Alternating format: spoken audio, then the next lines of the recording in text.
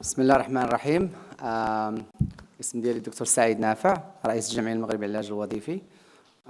أيضا أستاذ جامعي بالولايات المتحدة الأمريكية. وهذا المؤتمر ما شاء الله بدأ واحد المؤتمر صغير في الأول، والآن أصبح من المؤتمرات الناجحة اللي تبين مدى فعالية العلاج الوظيفي إن شاء الله بالمغرب. So most of you know maybe me from the group that we are from the USA, or maybe people who are watching us in the USA. My name is Saeed Nafai. I'm the president of the Occupational Therapy Association of Morocco, and also the associate professor of occupational therapy at the American International College in the USA. First, I just want to thank the board of OTAM, of Occupational Therapy Association of Morocco, المكتب المسير ديال الجمعية المغربية للعلاج الوظيفي. معايا الدكتور حجيوي هنايا اللي كان لعب دور كبير، هو الزوجة ديالو مريم فورتاسي اللي ما قدرتش تحضر معنا. and his wife Dr. Fortasi. They are both MDs بجوج أطباء، وما شاء الله آمنوا بالعلاج الوظيفي وشجعوني من الأول باش إن شاء الله ندفعوا به للأمام. أيضا we have if you are board member just raise your hand. ولكن معنا تلج من الكوميتي، يعني الفريق اللي كينسق هذا المؤتمر. معنا سي اسماعيل إزيكي. اسماعيل just raise your hand. الناس اللي في الجروب في المجموعة اللي نظمت هذا المؤتمر. سي مراد. سي مراد إلا ما كانش سي مراد في هذا الشيء في سي بن كيران هذا الروينه ما غتكونش. فالتصفيقات حارس سي مراد. سي الزبير، سي محمد، بارك الله فيكم. وبالطبع الشكر الجزيل لجامعة نيو انجلاند الأمريكية اللي حصل لي الشرف نشتغل بها في 2014. جيت قريت هنايا سمستر في 2014، والحمد لله بقات ديك العلاقة الوطيدة ما بيننا والجامعة. It's a pleasure. I worked here and I taught here in 2014 in this university. So I kept this relationship with this university. And University of New England, it's an amazing place. If you get the chance to study in the USA, they have a lot of international program, but also if you go there, you have the chance to come back and study in different countries. So big thanks to the University of England for hosting us for the 4th time in a row.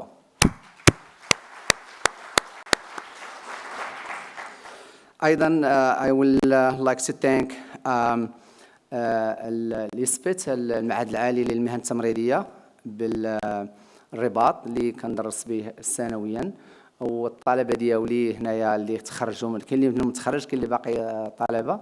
ف you know, if you are a student from ISPIT where I taught occupational therapy in Rabat or a graduate, please raise your hand. So ما شاء الله. If you look in the back هادو كان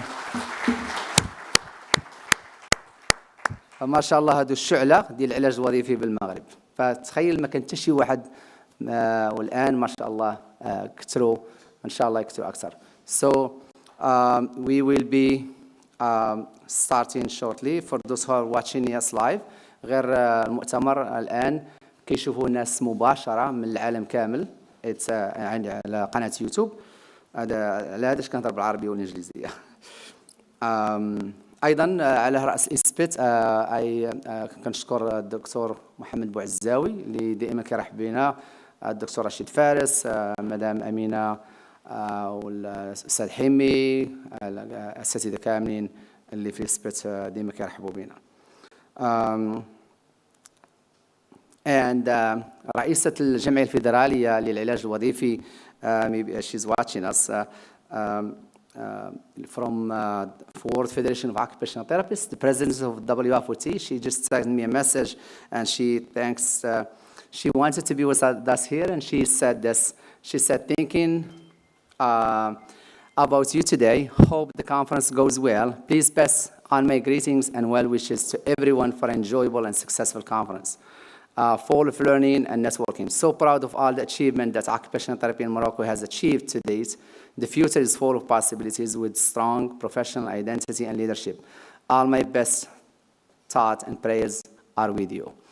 هذا مسج من رئيسة الجمعية الفيدرالية للعلاج الوظيفي اللي كتقول لنا يعني تتمنى النجاح ديال المؤتمر وكتمنى يعني انه فخوره بهذا الشيء اللي قدرنا نحققه في المغرب على حساب العلاج الوظيفي. فالان غادي نقولوا واحد الكلمه لحقاش باش كما تيقولوا نوضحوا شي حوايج. فهذا المؤتمر كما كتعرفوا كتقوم به الجمعيه المغربيه للعلاج الوظيفي. فما كنصاوبوا هذا الشيء كلشي من عندنا، ما كيعطينا حتى شي واحد التشريع لا باش نكونوا واضحين. ما كيعطينا حتى واحد التشريع في الامريكان وما كيعطينا حتى واحد التشريع هنا في المغرب. انا شي ناس عيطوا لي قال لي هو عندكم الدعم، خلص عندنا لوطيل، خلص عندنا المركوب. حنا ماشي ما عندناش يعني غادي نقول حتى بالونجلي الحاشا في الامريكان كيسحبوا المغاربه كيعاونونا وفي المغرب كيسحبوا الامريكان كيعاونونا. انا هادشي لايف يعني. So I just want to say this. A lot of people in the USA think that we got a lot of help here financially for this conference. We don't. And also a lot of people here in Morocco, they think that people help us in America to fund this conference. No, nobody helps us financially. Except of this university, it gives us this amazing space, okay? And this is more, it's a big, big help.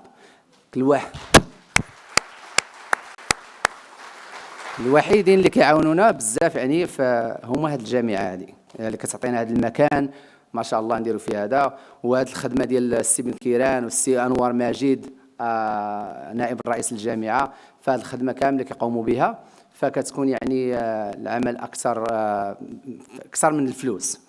فهذا الشيء اللي كتشوفوا كامل تنخلصوه من جيبنا. هذا الشيء كامل يعني باش نكونوا واضحين.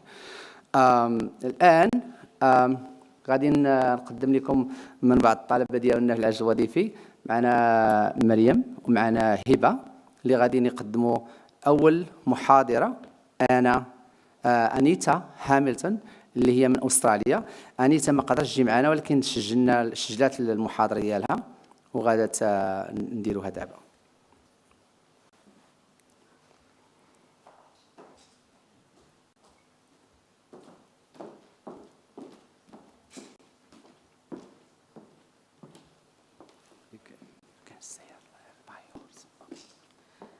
Hello everyone and welcome another time. Thank you, Dr. Saeed. So our first presenter is Dr. Anita Hamilton. She is an occupational therapist, an occupational therapy educator with 14 years of experience. Hi, my name is Anita Hamilton and I'm an occupational therapy educator at the University of the Sunshine Coast, which is in Queensland, Australia. Our campus is located on the traditional lands of the Gubbi Gubbi people, and I wish to Okay. As I said, Dr. Anita Hamilton, she is an occupational therapy educator with 14 years of experience as a clinical and 20 years experience in higher education. Anita teaches at all levels of the occupational therapy programs and enjoys using immersive teaching techniques. Her research area are in the area of mental health, assistant animals, digital literacy, and scholarship in higher education. Anita recently completed an MBA to enhance her own business literacy skills and to bring these skills to her teaching practice. Her vision is to collaboratively build the business literacy of her own students and our profession. At the end of this presentation, all attendees will be able to define business literacy, to identify our profession gaps and trends in business literacy skills, and highlight the link between business literacy and sustainability. Thank you.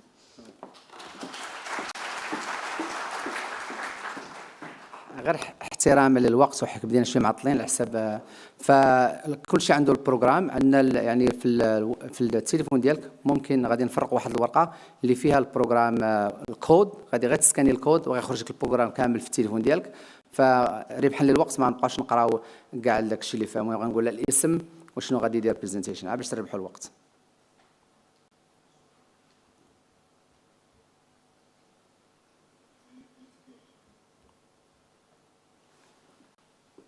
Hi, my name is Anita Hamilton and I'm an occupational therapy educator at the University of the Sunshine Coast, which is in Queensland, Australia.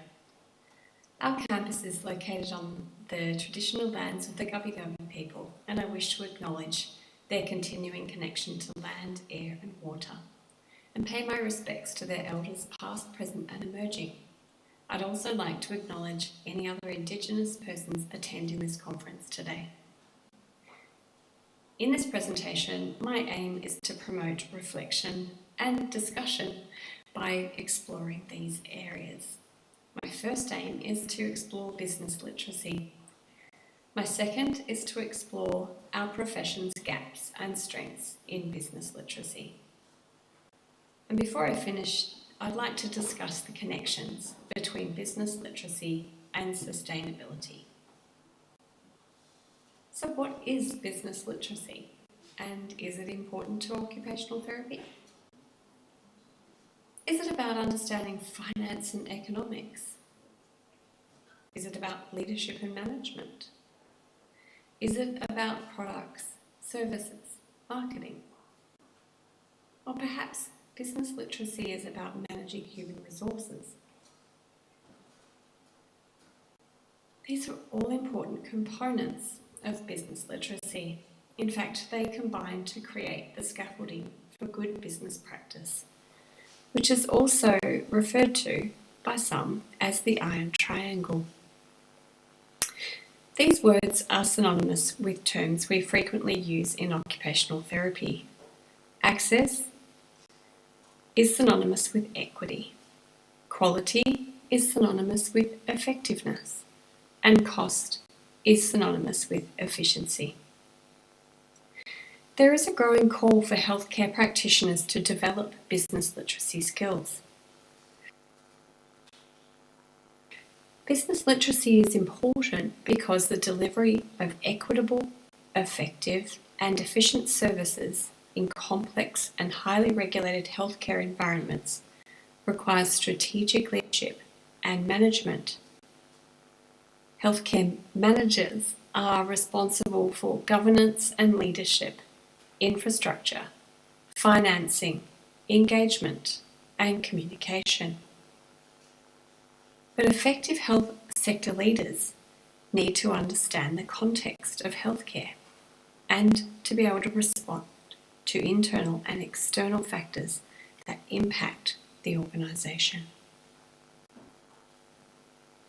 I have found that occupational therapists in Australia and the US feel least equipped in the following areas of business practice: financial skills, marketing, formal business planning, building the business through recruitment and team development, working on the business instead of in the business. Occupational therapy has gaps, but we also have strengths in business literacy. This quote from business thinker Gary Hamel is important for occupational therapists to hear. He said, "The most profound business challenge we face today is how to build organisations that can change as fast as change itself." This statement is important as it highlights that occupational therapists have a unique set of strengths to bring to modern healthcare business. I'm going to use this diagram, Mindset Shifts for Organisation Transformation, to illustrate where occupational therapy has business strengths. First, from profit to purpose. Occupational therapists understand purpose. In fact, it is what brings us to our profession, and it is what we seek to support in our clients every day. Shifting to a purpose-oriented approach and emphasising long-term success will require new metrics rather than just profit alone. This will directly impact how organisations articulate their vision, mission, and values. This shift does not mean that we ignore cost or efficiency, but it helps shift the conversation about what it may cost to achieve our purpose. It also helps us to decide between options when they cannot all be achieved. The second one, from hierarchies to networks. Occupational therapists are some of the most incredible networkers on earth. My own experience as a co-founder of the OT for OT network has reinforced this. We now have over 78 groups with a total of 185,000 members, all networking to share their ideas and resources.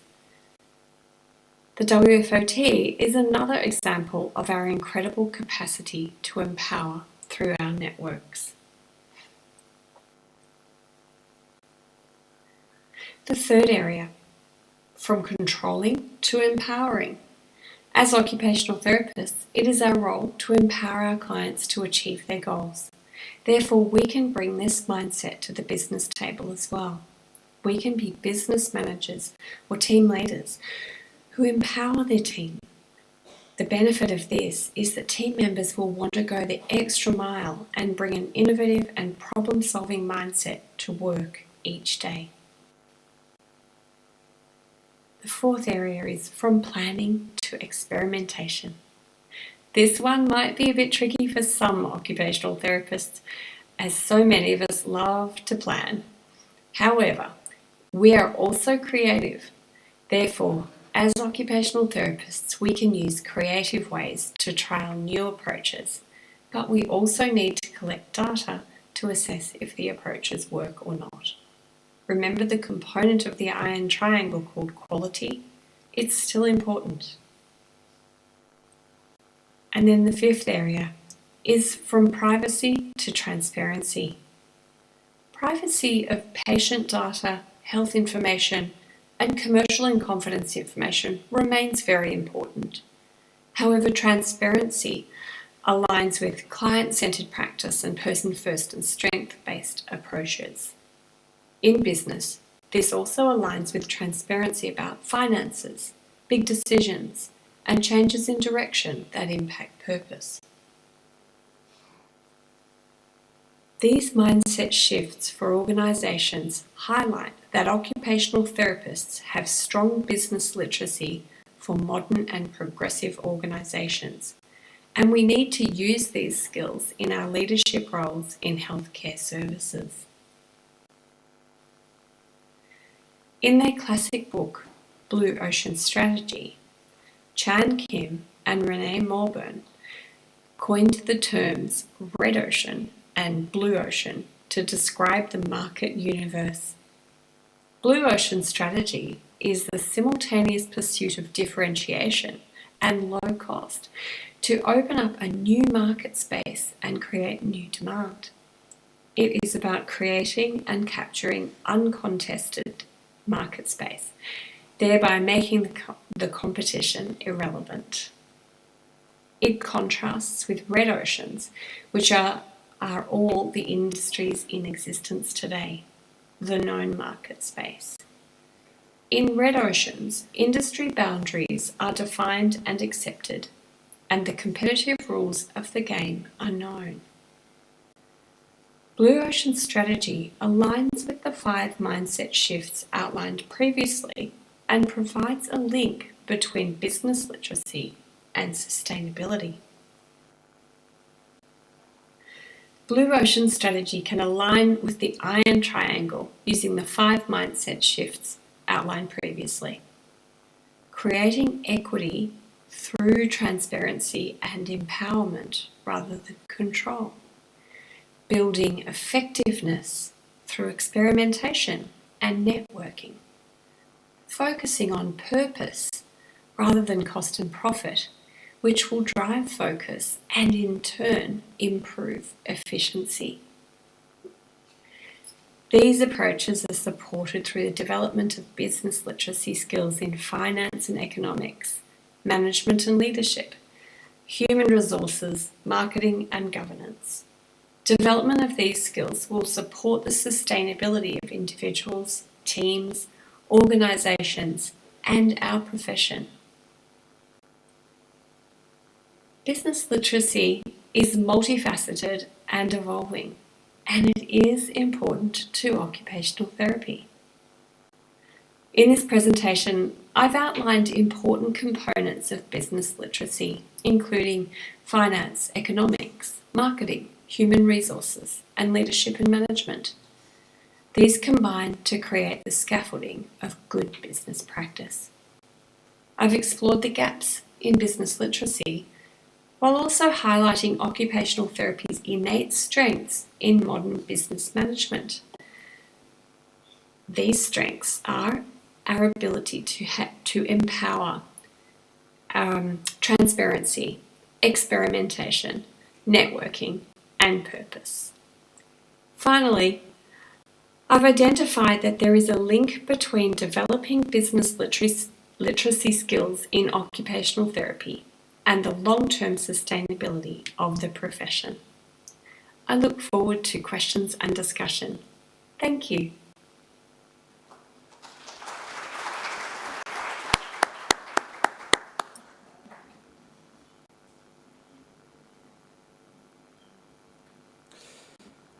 Thank you, Dr. Anita.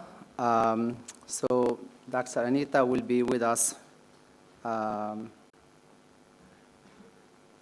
answering of your questions. غادي نتصل مباشرة مع دكتور أنيتا في أستراليا، فممكن عندكم شي أسئلة تسولوا دكتور أنيتا.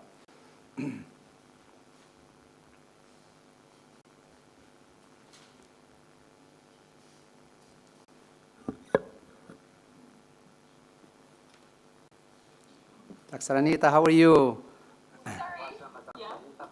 It's okay. Yeah, there's a little bit delay.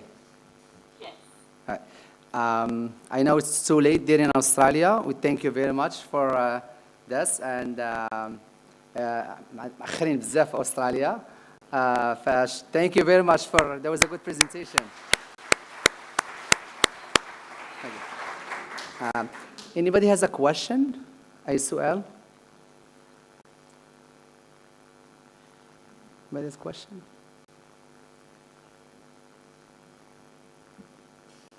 Suzanne, question? What? Yeah, I can say it.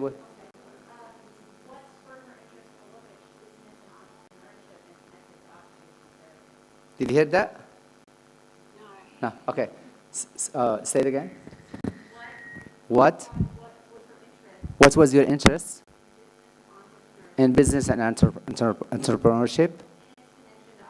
In its connection to occupational therapy. Well, the big event that has changed in Australia is that we now have a national insurance scheme called the National Disability Insurance Scheme, and it has meant that many occupational therapists now work in private practice or in a private practice, so they could run their own or they could work in somebody else's private practice, whereas before, many occupational therapists would work for large organisations, so they didn't necessarily need to have business skills. So now that we have had this change, we're having a huge growth in the number of people working in private practice and needing business skills for that. نترجم هذاك يعني بريفلي مقصر. فقالت انه بالعلاج الوظيفي بزاف معالج الوظيفيين اصبحوا يعني كيديروا يعني كما نقولوا احنا بريفات كلينيك، فخصوص يعني كلينيك خاص بهم، وهذا كيساعد باش يساهم في كثره ديال هذا العلاقه ما بين المعالج الوظيفي ويعني كما المجال البزنس ولا المجال التجاري والمجال الاقتصادي. Another question? Okay. Yeah.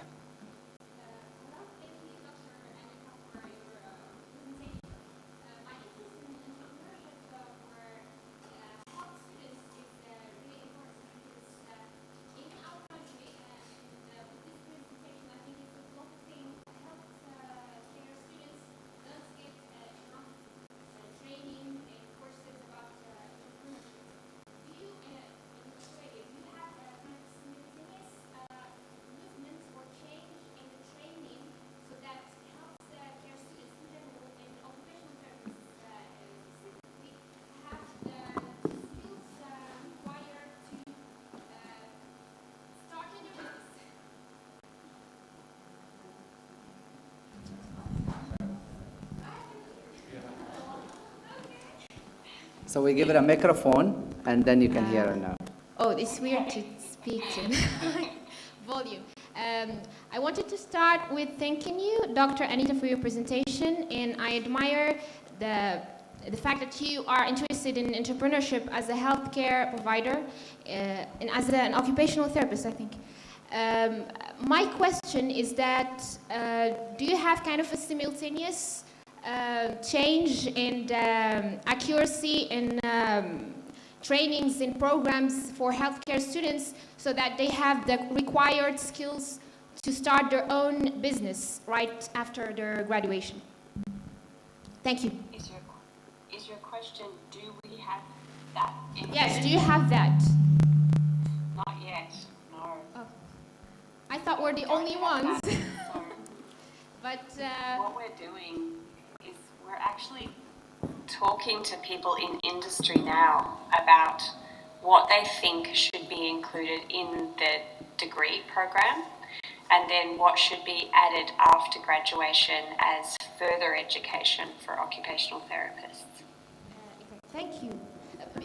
Just to say that we also have this problem, and I thought right before when I was studying, when I was a student, I thought that entrepreneurship is not for healthcare providers, but now with your presentation is a confirmation that it's a required skill, and thank you. I don't know if you heard. I think it was a statement, not a question. Oh, yeah, it was a statement. Yeah, okay, great. I'm just getting like about 2/3 of it. Do I have to repeat? Thank you. Oh, I think she got that, yeah. Okay. Yeah, I think, in USA and America, some of the classes we start to teach is about also how to involve occupational therapists in entrepreneurship. Because a lot of OTs now, like as you mentioned, Dr. Anita, is that they are, creating their own business, and so it's good to teach them some of those, technique and strategies. فبروجرام وحتى في الجامعة هذه في في العلاج الوظيفي بدينا كنقريو الطلبة كيفاش مثلا يساعدوا ويتعمقوا كيفاش يديروا محلات ديالهم تجارية بوحدهم. يعني كلينيك ولا كت. And I believe that occupational therapists are naturally entrepreneurial, and we don't recognize that in ourselves. Yeah, exactly. Right. Yeah. Thank you very much, Dr. Anita. I Thank appreciate you. it. And I will see you in Paris, okay? Yeah, I hope so. Okay. All right. Thank you. Okay. Let me get this.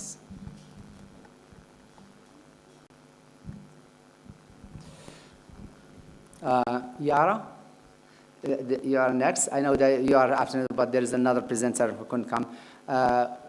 أستاذ قارنو ما يقدرش يجي يدير البرزنتيشن اللي جاية، فأستاذة يارا من النمسا. Yara is from Austria. She will do her presentation next.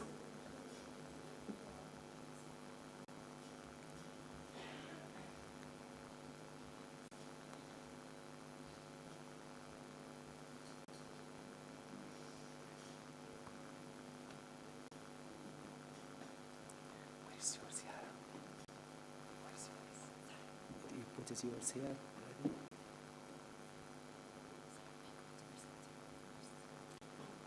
No, I just send it. I only send it. Email is an email. Go down, scroll down. I didn't know there's more. Okay. I'm not sure where it is. I uploaded it on the thing when I had to upload it.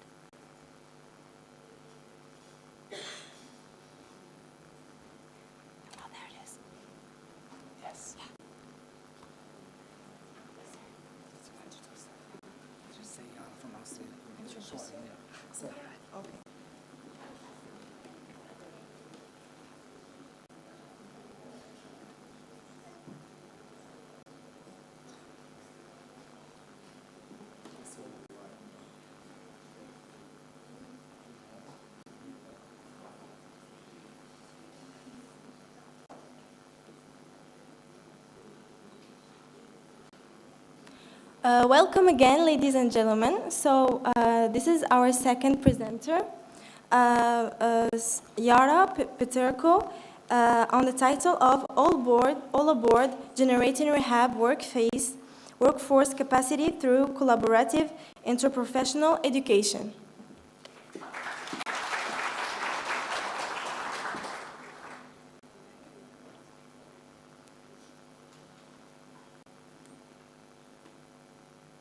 Thank you so much for the introduction. It's a bit of a surprise to be the first presenter that's here on stage today and to be the second one today.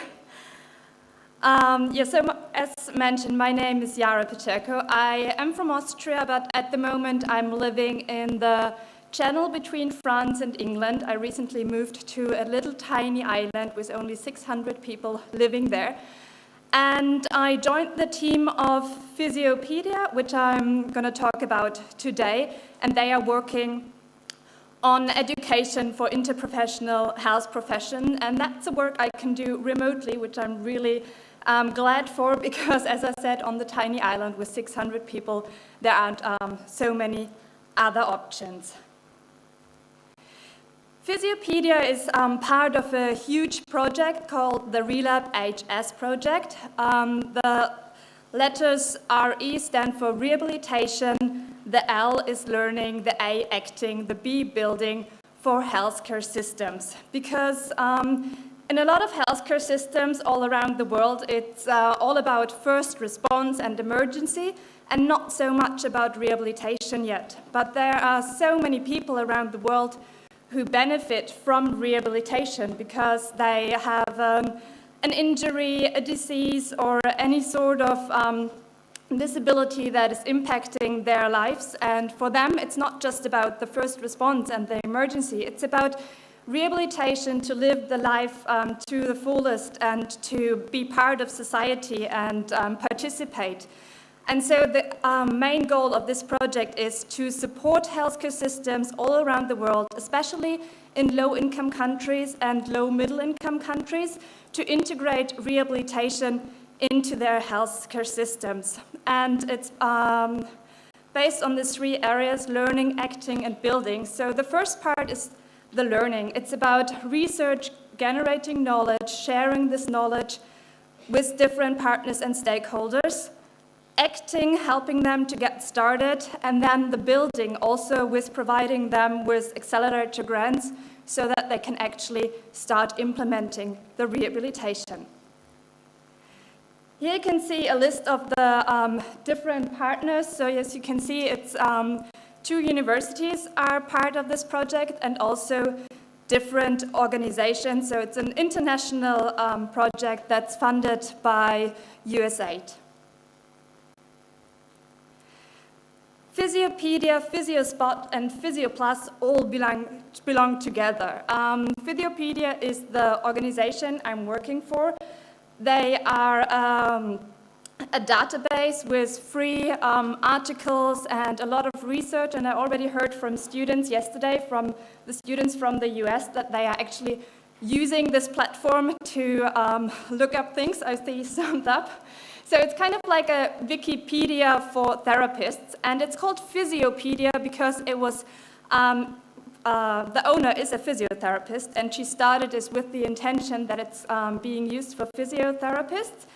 But now more and more occupational therapists, speech and language therapists, and other rehabilitation professionals see the benefit of Physiopedia, and so they are including them more and more, and including more courses that are relevant for interprofessional continuing education. Physiospot is like the newsletter of Physiopedia, so they send out like the latest articles, highlights the team found on the internet to share it with the health professions.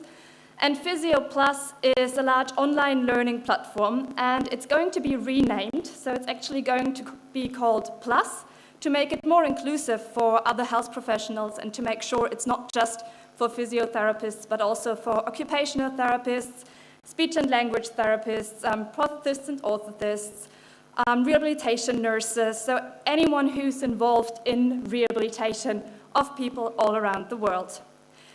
At the moment, there are already more than 400 courses available on this platform and other resources like access to about 190 journals and more than 100 e-books where you can browse through the full version of the e-books, and also quizzes and other resources. Within the Relab HS project, Physiopedia's role is at first to create massive open online courses. These courses are really huge and open to everyone for the duration of about 2 months. And after these 2 months, once a massive open online course started, it's still free access for anyone from a low-income country or a low-middle-income country. And the next MOOC that's going to be published will most likely be around August or the latest in September. And it's going to be about first response and emergency, and then the rehabilitation of people that have been going through a crisis. And this has been especially been developed with therapists based in the Ukraine to prevent them with information they need to deal with their situation. Also, there's a GESI group. It's Gender Equality and Social Inclusion, and this group is making sure to include topics from the countries all around the world to make sure that also what's based like on their cultural needs and their experiences is included and built up through all the courses. And one really big part where I'm involved is the creation of the toolkit. That's like our working name for it. We call it the toolkit. It's going to be a curriculum filled with many, many online courses to support the workforce capacity within the countries, to support the universities, to support the rehabilitation professionals with their education and also continuing education. So the goals of this toolkit are to provide online courses and other resources that can be then customized to the specific country needs, and that can be used in entry-level education, but also for the continuing professional development. And it's going to be self-paced, and you don't have to do like the whole curriculum. You can just pick the courses that are not available in your country at the moment. So it could be for universities that they think, oh, we really want to teach, let's say, for example, entrepreneurship and business for students. They should have a course based on this, but they don't have anyone with this experience in the country yet. They could use all the information that's on the online course and maybe say to the students, go through this online course and then we're going to discuss it in class. So you can even make it online and offline as well. It's just to support the staff and the students, and not a must that you have to do like all the topics from this online course in a certain order. So it can be also adapted to existing curricula. And as I said, you can do it online and offline and just as it suits your needs. And it can also be that someone who already graduated feels they want to get better in a certain field, and then they can choose certain courses they would like to do from this whole toolkit.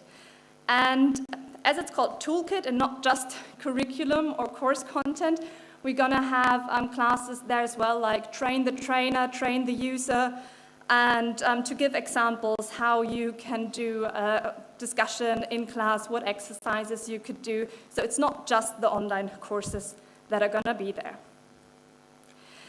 So this slide is about the development of the toolkit and what we did, and also I'm going to let you know how I came to speak here today. It's because we wanted to create an interprofessional curriculum framework.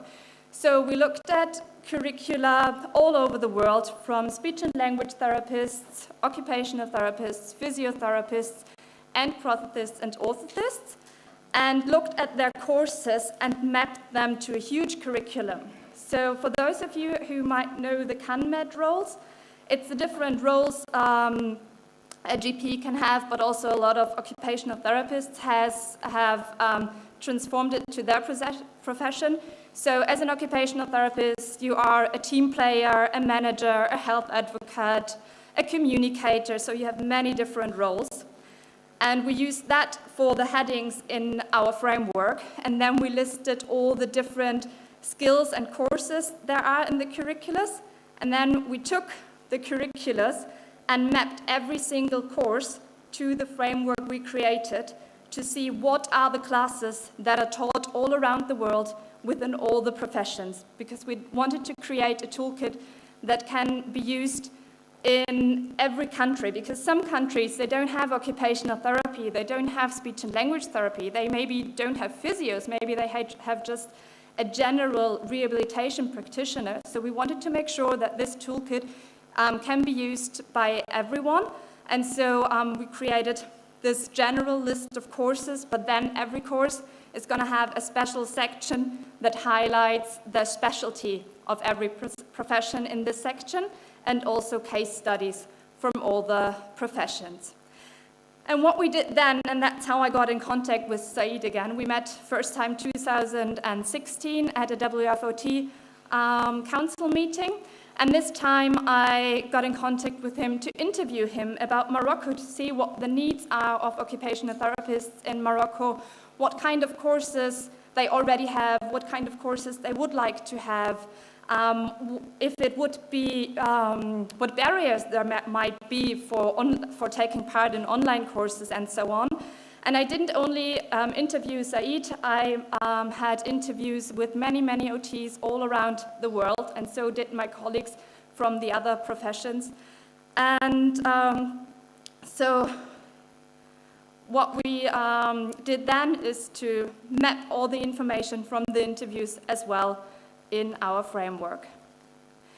And as I already mentioned, it was really important for us to make this interprofessional so that also the different professions can learn from each other. If, like, in one country, multiple professions are working, that everyone kind of knows what the other person does, so they can work together on it and learn alongside and about each other. So what you can see here is what's happening next. These are the 10 first courses that we saw that are like really, really common around the professions and around the world. And one of the topics we already heard about today is the business and practice management. So that's definitely on our list. So these are the first 10 courses we are working at the moment with our content creation team. And we also have an own accreditation team within Physiopedia that are in contact with all the countries to make sure that these courses can actually be accredited in your state or in your country and count towards your CPD points if you require CPD points within your country. And we are providing free access to all low-income countries and low-middle-income countries to this. So, for example, for Morocco, if you are a hospital, a university, a rehabilitation clinic, you could partner with Physiopedia and get free access to all the courses for your staff member, for your students, so everyone can have access to all the courses that are already there, and then to all the courses that are being developed over the next years. So if you have any questions, feel free to ask them now and I will answer them, but also you can always contact me or Rachel Lowe, the owner and CEO of Physiopedia, if you have any questions afterwards. Thank you.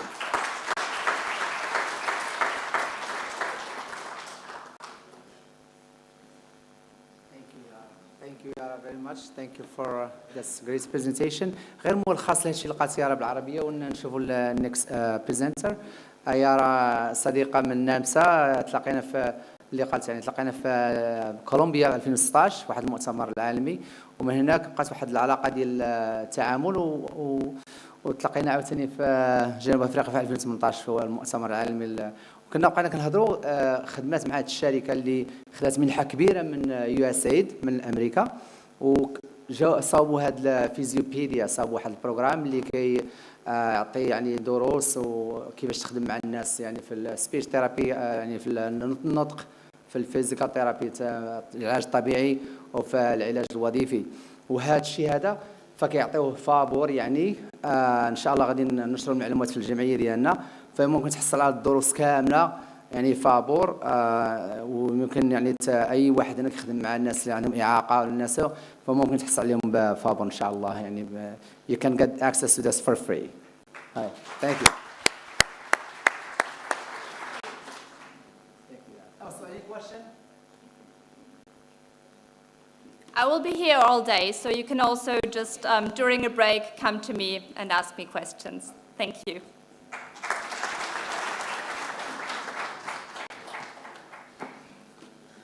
Okay, so next is Dr. Rozan Hamid. She is an associate professor at the Occupational Therapy program at Columbia University, and her presentation will be about towards a culturally relevant OT practice in Morocco, lessons learned from Jordan.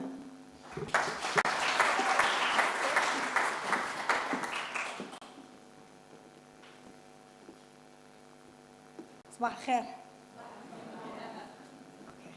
استنى بس الاقي البرزنتيشن.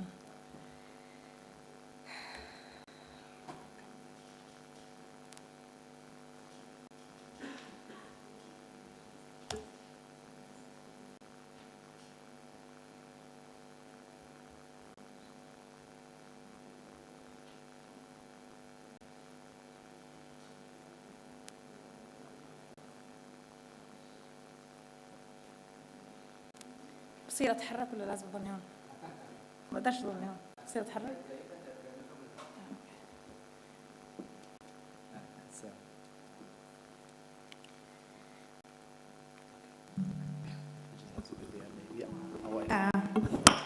Marhaba everybody. Hello everyone. My name is Rozan Hamed and I'll be talking to you today about some of the things that we learned about from our OT experience in Jordan. But before I do, I just want to thank you for hosting us here at UNE, and thank you for hosting us in your beautiful country that has a lot of beautiful things and a lot of good food. So I really appreciate it. And before I get started, I just want to acknowledge that we're not going to mention the name of this person, but one of our students has her birthday today. So I just want to say happy birthday. Don't hate me. All right, so I'm going to be mixing a little bit of Arabic and a little bit of English. Is that okay? And I'll try to translate as possible.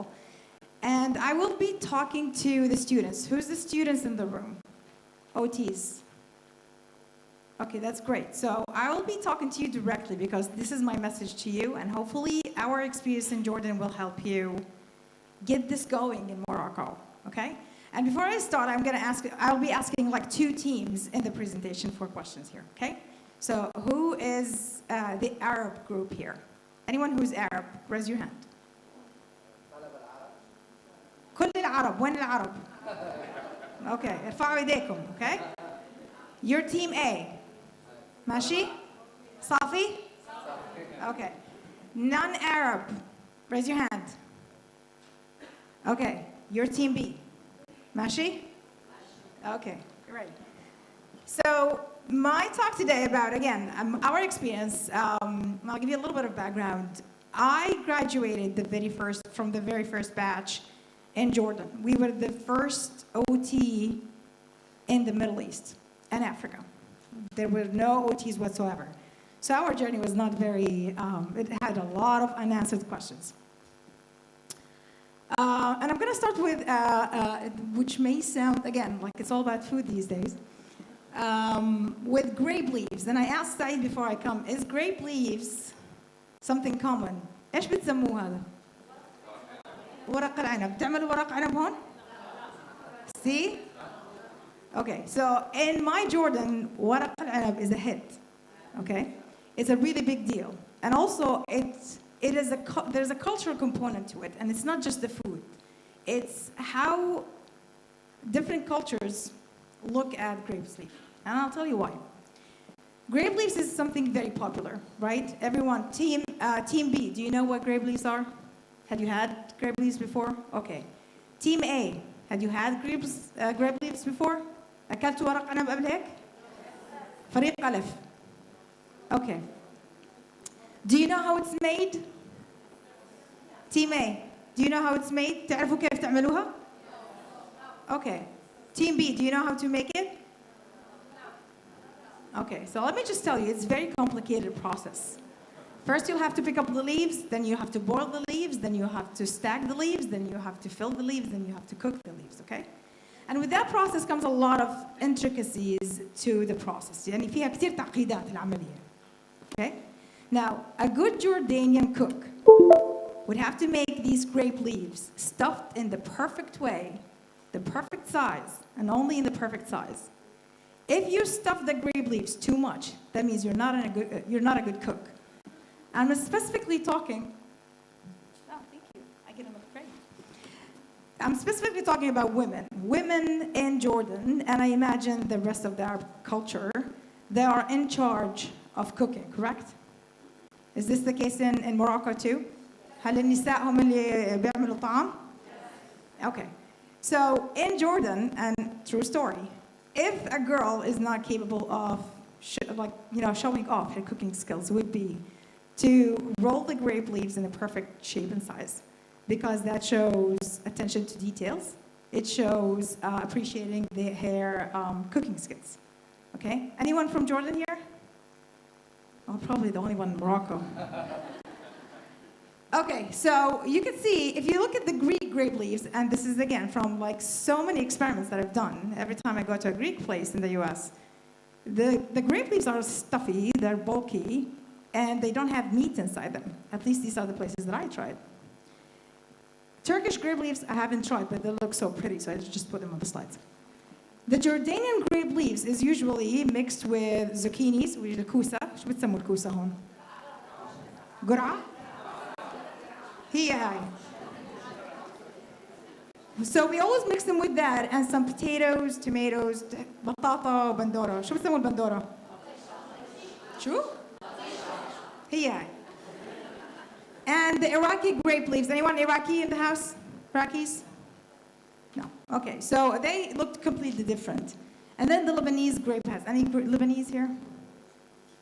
All right, which is a completely also different taste. It's usually called yalanji, which is it's a non-meat, and it comes like with a very soury taste.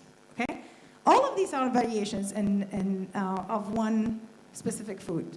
Okay, and they all represent different cultures. What is acceptable in our culture? So you will never see the Turkish grape leaves in Jordanian, and again, it comes with a lot of cultural attachments to it. However, we're all people, and as occupational therapists, we are trained to look at activities, correct? And there are activities. يعني احنا كمعالجين مهنيين نطلع على النشاطات اليومية اللي بنسويها كل يوم، مظبوط؟ OT students, where are you? Okay, so we are trained to look at what people do, and we're trained to look at how our activities affect our health, and how our health affects our activities. لما تكون أنت مريض ما بتقدر تعمل الأشياء اللي بتعملها every day. And إذا ما بتقدر تعمل الأشياء اللي بتقدر تعملها كل يوم بتمرض، صح؟ We love doing what we love, and we do what we love, which is the same thing. It just makes sense. But here are some things, okay? I'm going to ask some questions. If you know the answer, what this birch represents, just say it out loud, okay? What is that? Yeah, what's the activity? إيش النشاط؟ الطلاب، إيش النشاط؟ Okay? إيش المانيكير؟ إيش المانيكير pedicure? Okay, taking care of your nails, right? Now, think of the Arab culture, okay? Why is making sure that your nails are clean important? For what kind of activity? ليش مهم تكون أظافرنا نظيفة؟ Cooking, what else? Praying, right? Correct. So this is very important. Or eating, exactly, because Arab cultures eat with their hands a lot. So this is a big deal for all people in the world. Everyone has to have clean nails, right? But it comes with differences in the Arab culture because you still need to pray, and there's a lot of cooking with hands, and there's a lot of eating in hands. It's not the same reasons. But everyone needs to have clean hands, right? All right, what is this? Washing machine. Team A. How often do you use a dishwasher to wash the dishes? قديش تستعملوا غسالة الصحون؟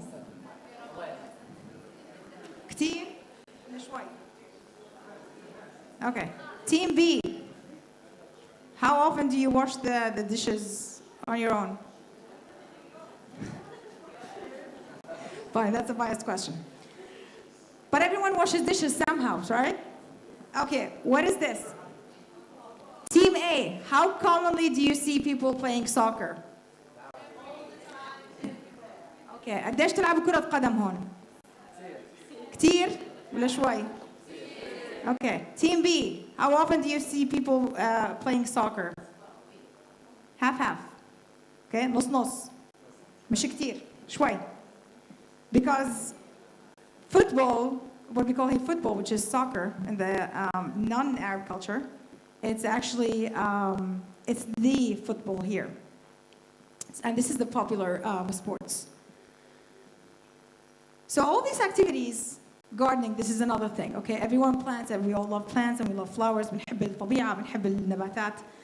So this is a universal. Everyone knows what that is, even if we use it differently, even if we use it for different purposes. As OTs, we are trained to see these things. Okay? This is another annoying activity, but we all do it, right? Now, there's other things that only some cultures, so for example, Team A will know what that is, but Team A and Team B will not agree that they may not know what that is. Okay? So, what is the book this woman is reading? Team B. I said Team B. That's fine. What is the book is being read? Any idea? Team B? No, you don't know. Team A, what is that? All right, so this is an intercultural. Okay, you have to, it's not in every culture. So it depends on how much we communicate and between us as cultures. What does this sign mean? Team B. No, some things need, a language skill to know what that is. Team A, what does this mean? Is this a good thing or a bad thing? What does it mean? Someone died, right?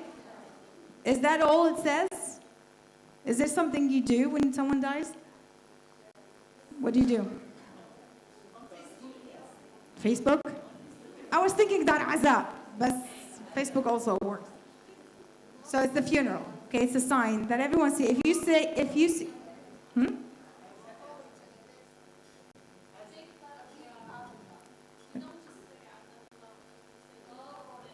Oh, so this is interesting. So in Morocco, you say a lot of things.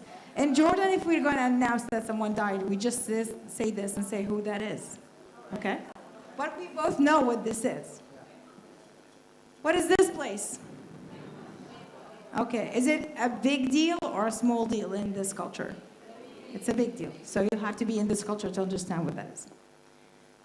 What is this man doing? All right, Team B, any idea what that is?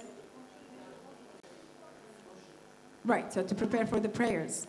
The thing is, those who, do ablution, is there any specific reason why he's holding his hand? And again, this is an OT term in supination rather than pronation. Because this is how you do the wudu, right? You scoop the water, you make it slide down the elbow, because that's the ritual that you're supposed to do it. Is it the same? Some people would do it this way, right? And just wash it. But think of a person with stroke, for example. If someone is very detailed with the religious details, then they want to do this.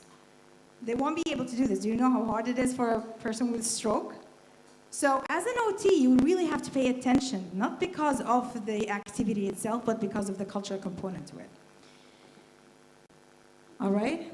So, and then there is the thing that you have to be from that, population to know what it is. I'm going to go really quickly. Anyone knows what that is? Team A or B? Cards for what? Oh, you have orange in Morocco. Well, that doesn't count then. Okay, what are these? Bagels.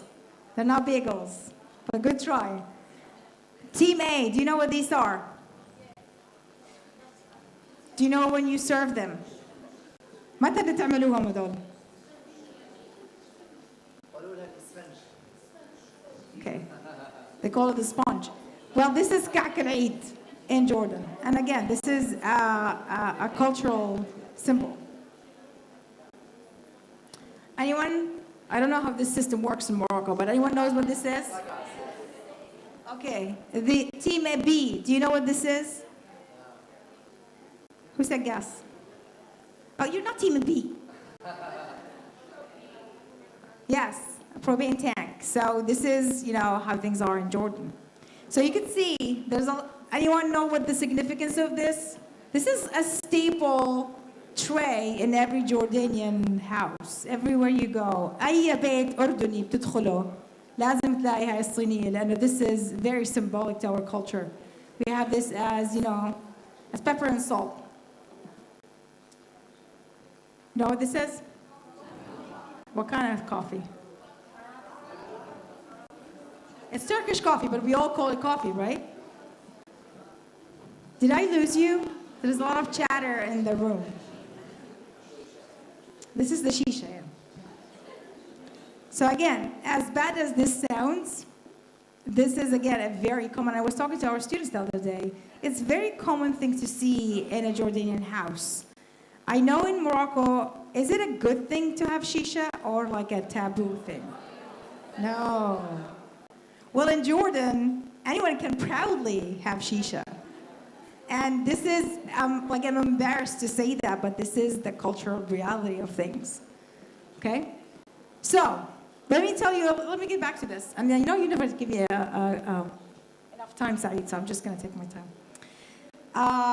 So, I come from Jordan. If you know what Jordan is, good for you. Well, I came to realize that no one knows what that is. So, I'll give you a hint. Jordan is in the middle between 3 continents. It's a really small country. It has royal monarchy, so we are very unity-oriented. We're very family-oriented, very similar to Morocco. We have a very small population of 10 million, and the languages spoken are Arabic and English, and the majority of the dominant faith is Islam, just like Morocco. And again, this is the very first batch of OT in the Middle East. I can say that because I was one of them. Can you spot me? Okay, good. So let me tell you about my experience. And again, I'm speaking now to the students. My experience as an OT student in Jordan in 2000, I started in 1999.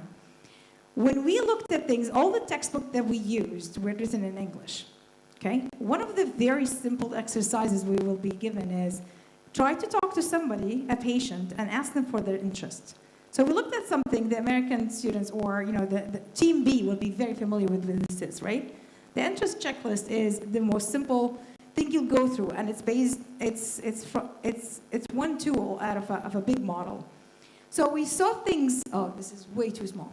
So we saw things that didn't really make sense to my culture. Things like, if I can see it, church activities, golfing, bowling. And other things, I'm just going to recite. Dating, this is a crime, in some communities. You can't date, it's a taboo, it's a huge taboo. Hunting, golfing, bird watching, all these daily activities that obviously they are common enough that to be included in an assessment tool or like a screening tool.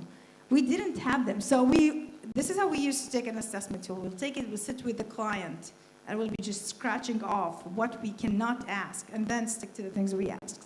So it was a challenge to actually use something that was supposed to help us. It's very hot in here, Saeed. It's really hot. Okay, just saying. So this was the first, big hurdle that we came across. We couldn't find assessment tools to help us actually do the process that we're supposed to do. All the textbooks were in English. They were designed for Western communities and Western habitats, so that was a big challenge. Even the language itself, although English is a dominant language, not the dominant, but a very common language in Jordan, people were struggling reading pages upon pages upon pages of terminology that we were not familiar with. So here's my advice to the OT students in here.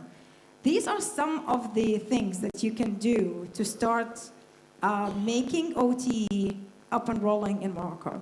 These are like in very generic terms. The first one, to look at the OT process and to make sure that it matches Morocco. لما تطلع على العملية العلاج الوظيفي, تتأكد إنها مناسبة للمغرب، مش إنك تتبع شيء معمول للويسترن societies.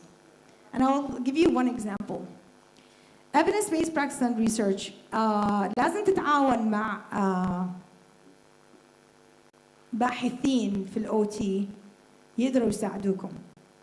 Okay, you have a great example. Dr. Nafa is a very a great scholar and an educator.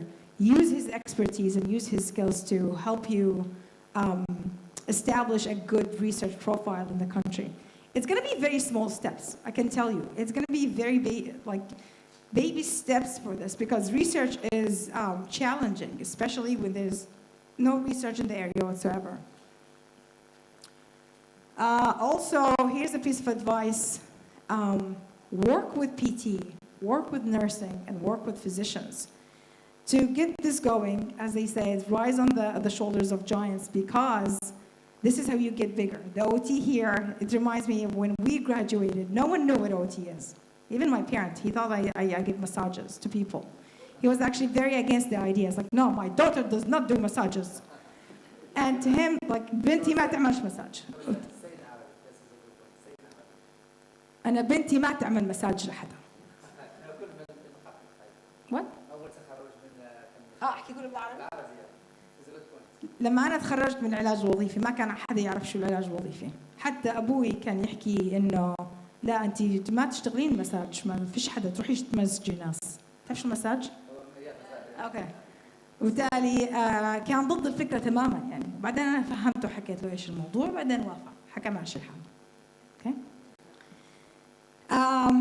هلا أنتم ما لكم غير بعض ك OT in Morocco. You have to help each other. You have to advocate for OT. تفهموا الناس إيش هو العلاج الوظيفي. احكي مع الطبيب، احكي مع المعالج الطبيعي، احكي مع جارك، احكي مع صاحبك واحكي له إيش هو العلاج الوظيفي. لو كل واحد فيكم حكى شوي عن العلاج الوظيفي، آخرته حينتشر. Okay, فهاي مهمتك أنت، مهمتنا إحنا. Okay. So عندكم أنتم جمعية ما شاء الله اللي هي الأوتام. إحنا وعندنا كان جمعية الأردنية، والله هاي ساعدت كثير.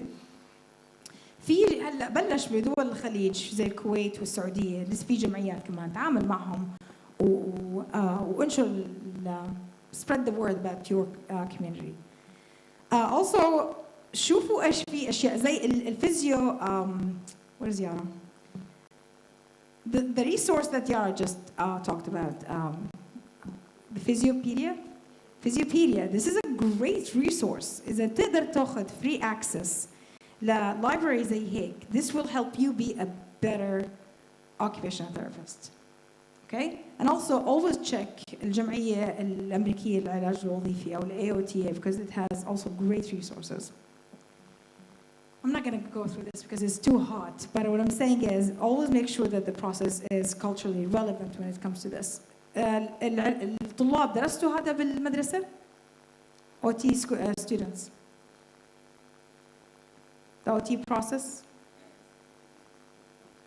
أوكي، لما يجيك مريض أول شيء لازم تطلع على المريض، تحكي أوكي شو مشاكل المريض، صح؟ لازم تطلع على مشاكل المريض وتشوف إيش بده يسوي. هاي هي الأسسمنت، وبعدين بدك تعرف إيش هو عايش وشو بيسوي وإيش الأشياء اللي بيسويها. أوكي؟ وبالتالي نرجع للأكتيفيتيز اللي عملناها. So sometimes some of the activities may look the same, but because it may not be culturally relevant, some of the activities that we think it's similar everywhere may not be the case. Okay? So in a Western society, grooming may mean for women to fix their hair, or men to fix their hair. In the Arab culture, it may not mean the same thing. Grooming, they may take few minutes to fix the headscarf, or to put عندكم شماغ؟ عندكم شماغ؟ حطة. The Islam, men. Do you have the headscarf too?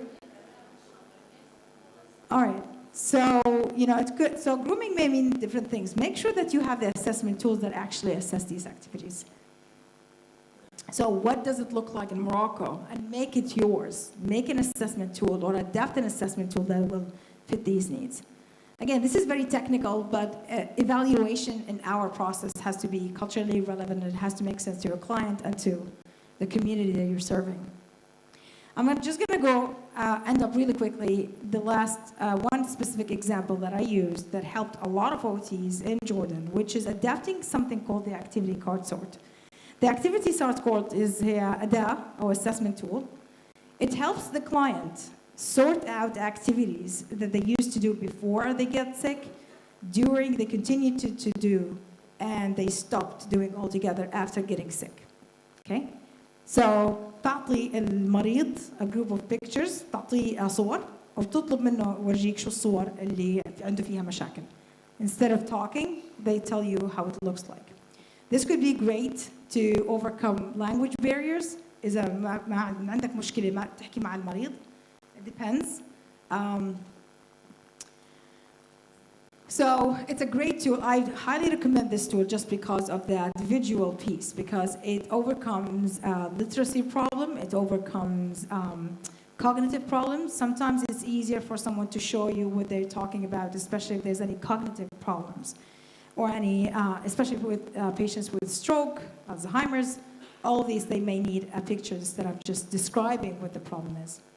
So we did that and it really helped. And there's I'm listing here a few publications that describe the process, how we did it. So we asked a lot of Jordanians what did they think the most common activities in Jordan are.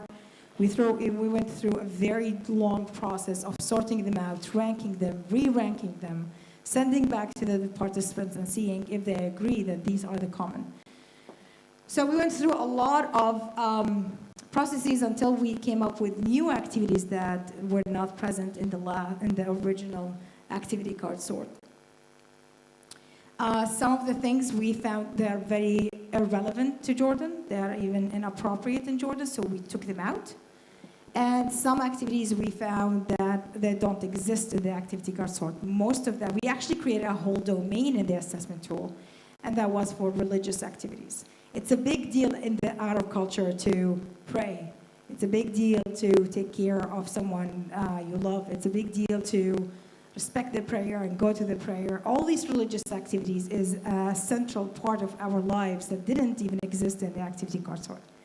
Of course, with the permission of the original author, we adapted the tool and we added content to it, and it was this process was published a while ago. These are some of the examples that didn't make sense to some people, but now they are an assessment tool that are actually relevant. It's very dangerous to change or replace this propane tank. It could set the whole house on fire. So making sure as an occupational therapist that I observe that they have the good cognitive skills, the good fine motor skills to really tighten that valve and make sure that there's no leakage in the gas. نتأكد إنه ما يسرب، نتأكد إنه محطوطة بإحكام ولا يولع البيت، صح؟ Making sure, like serving our elderly, we talked about this during the trip, such a big deal, and other activities as well. So we added these domains to make it, again, this is shamefully very common, but it is. People, this is how they entertain themselves. I talked about this and how important that is, and it's actually now part of the tool because, and also another tool that I'm not talking about today, that describes in detail how you would roll the grape leaves, because again, it's such a cultural item, okay? These are some of the publications that we worked on to make OT work for us. So by the end of the day, you really have to ask yourself, how does your Moroccan grape leaves look like? And what does that mean to your culture? How do you make things work for you, okay? These are my references, and again, I'll be like Chiara, I'll be here all day, so please feel free to ask me questions, and I'm so sorry it took me a long time, and it's really hot in here.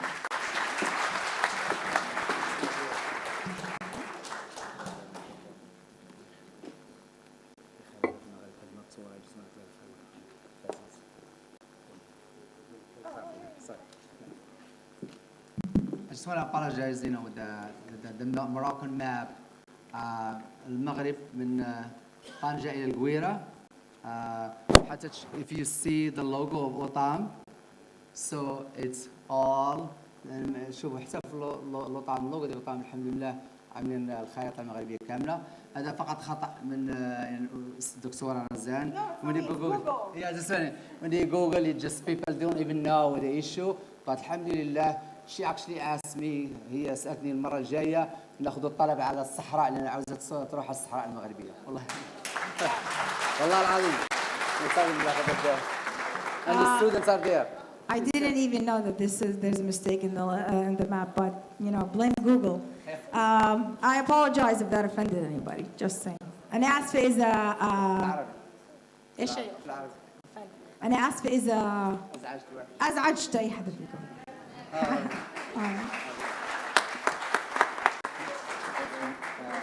Yes, we're gonna. Yes, here. Thank you, Dr. Zan. You're welcome. Yes, she is. But Katie, is Katie here? Katie? Katie, the student?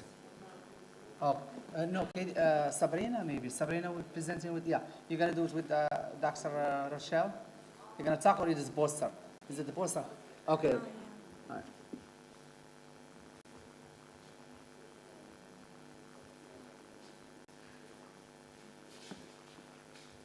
So, Dr. Rochelle, hello, everyone.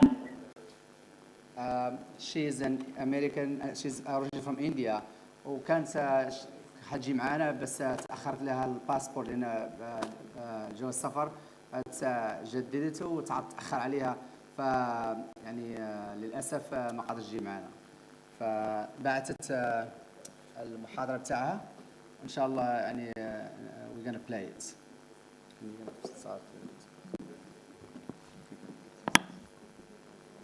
So our next presenter is Dr. Rochelle Mendonça. She is an assistant professor in the Occupational Therapy program at Columbia University. Her presentation is going to be implementing a novel train-the-trainer paradigm for rehabilitation assessment capacity building in Botswana. So at the end of this presentation, participants will be able to describe the need for train-the-trainer program implementations in the Botswana context, articulate the components of the hybrid assessment, training, and competency testing program for occupational therapists, and evaluate the effectiveness of the capacity building and testing components of the program.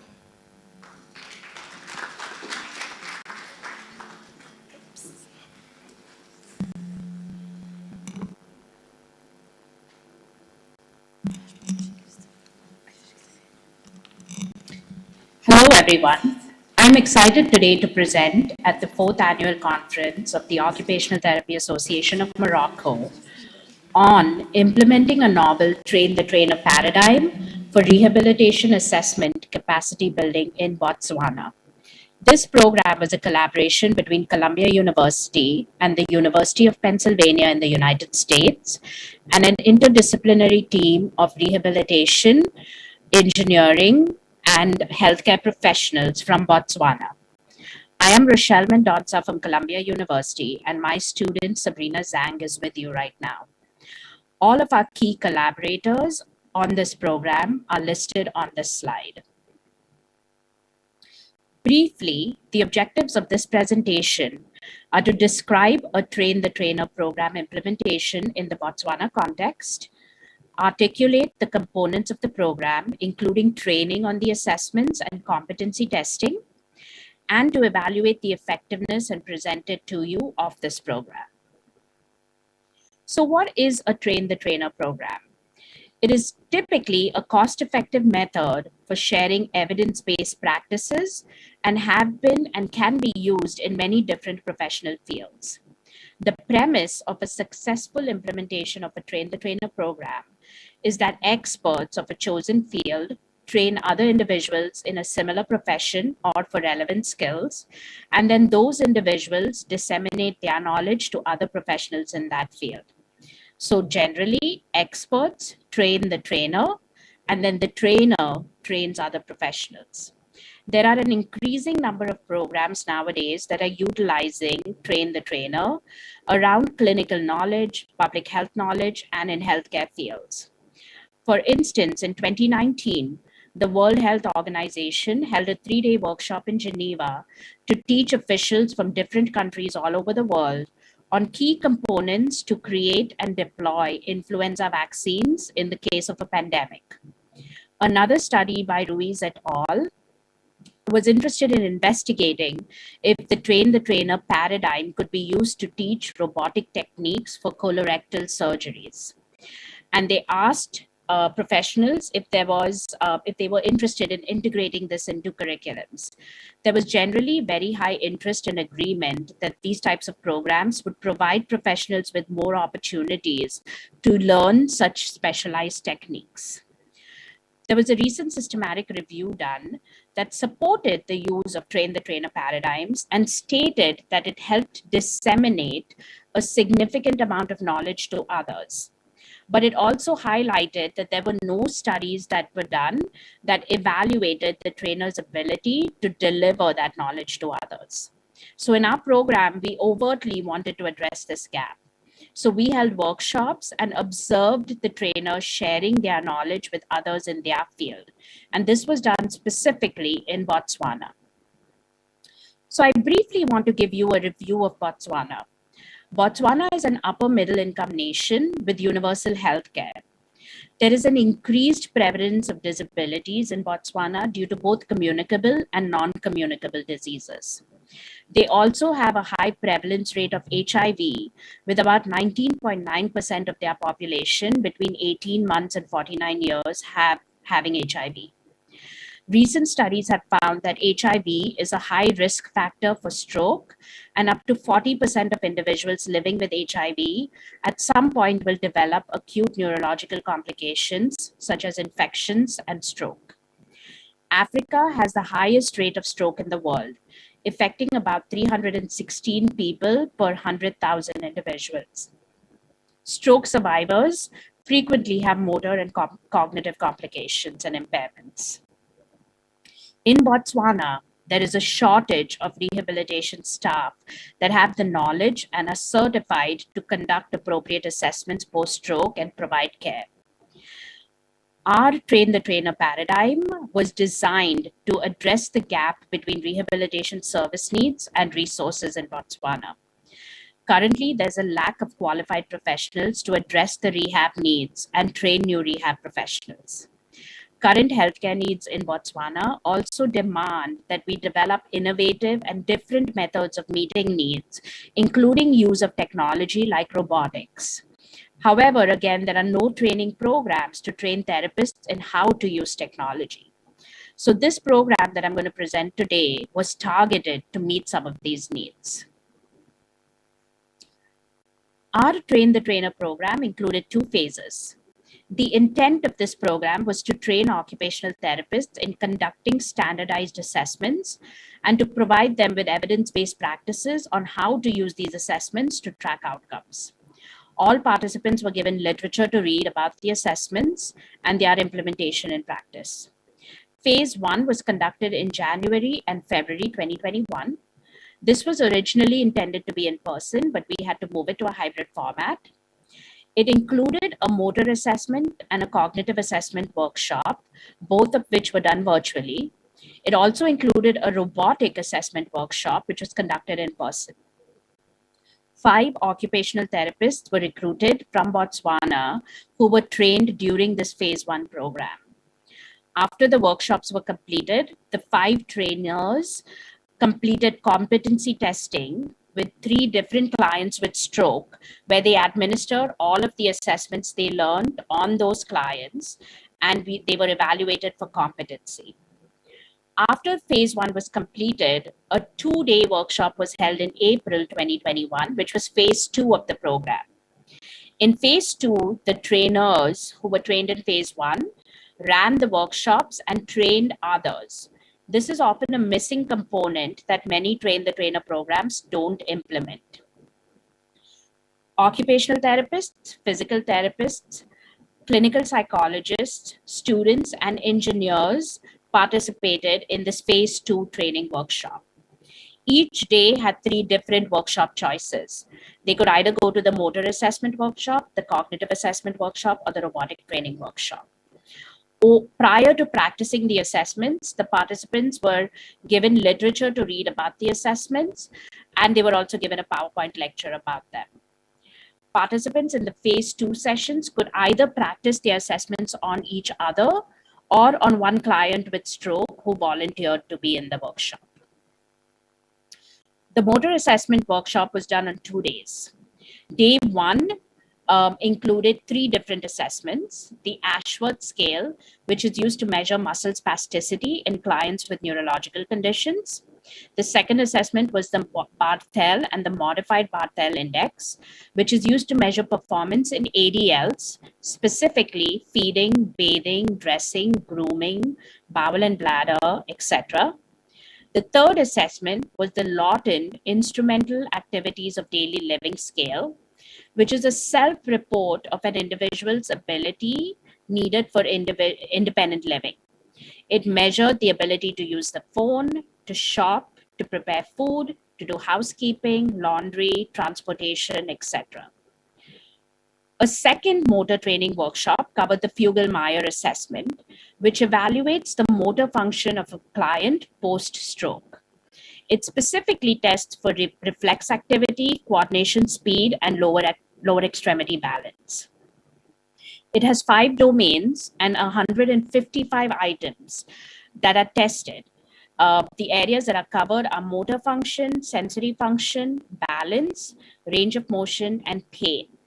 The upper extremity portion of the assessment tests the shoulder, forearm, elbow, wrist, and hand. The lower extremity portion tests the hip, knee, and the ankle. The cognitive assessments covered during this workshop included the Color Trails 1 and 2, which assesses sustained and divided attention in adults post-stroke. It also measures sequencing, psychomotor speed, and cognitive flexibility. The digital symbol coding was the next assessment covered that tests for brain damage, dementia, and age-related changes. The third assessment covered was the HIV dementia scale, which is a culturally competent screen to test for HIV-related dementia. The last assessment was the MoCA, or the Montreal Cognitive Assessment, which is a screening tool used to test for mild cognitive impairment. The last part of the program was the robotics training session. The team that offered this Train the Trainer workshop developed an affordable robotic system called Rehab Cares, which is currently in implementation in Botswana. And it is designed to provide a combination of physical and cognitive training activities for individuals who are impacted by HIV and stroke. The system, the robotic system, includes a haptic TheraDrive robotic arm. It includes a control box, a computer, a software app, and an Arduino app. Basically, all of these together help the robotic system to provide 3 primary cares or 3 primary modes of action. One is it can assess the client, it can provide therapy to the client, or it can analyze the client's performance and provide a report. The therapists were trained on all these 3 features of the robotic system. It was important for us to assess the effectiveness and the value of the workshops for participants in phase 2. All participants were asked to rate the workshop trainings, and on average, on a scale of bad to excellent, all participants rated the 3 training workshops as either good or excellent. Additionally, a majority of the participants felt the workshop objectives were achieved. We also received some qualitative feedback from our participants. I'm not going to read all of these, but in general, there was a medical doctor who said, I learned what the implications these tests have and will be able to assess patients to apply targeted measurement with this understanding. This helps gauging whether they are improving or not. There was a therapist who said that involving patients actively to cause neuroplasticity can be used for assessment and rehab as well. An engineer said, I have learned that machines and electronics can be used as rehab, which is helpful for health. Another therapist, which was great, actually said that the presentations were informative and have encouraged me to read more and to be up to date with the latest research. All of these were really fulfilling findings to us because one, we realized that they got a lot of this out of these workshops, but they're also focusing on evidence-based practice. Some lessons that we learned from our first foray into this Train the Trainer program included allowing more time for advertising. We got about 50 participants in phase 2, but we would have liked to get more. We also learned that we needed to evaluate space. The room that the robot was in was really small, and so it limited how many people could be in the room at one point. A third lesson that we learned was actually came from the therapists themselves, where they said that they would have liked to have more competency testing, as well as more diverse volunteer stroke survivors so that they could administer the assessments more. And finally, we realized we needed to get feedback from our participants because that actually helps us improve the session for the next time we want to run it. The goal of our program was really to provide skills to in-country therapists and have them lead the efforts from that point on. All of our programming, assessment sessions, and the formats we used were developed in collaboration with the therapists in Botswana, and we intend to continue to include and collaborate with them. I'm going to end the presentation here, and here are several of our references, which we are happy to provide you with, and I'm also happy to answer any questions from you. Thank you.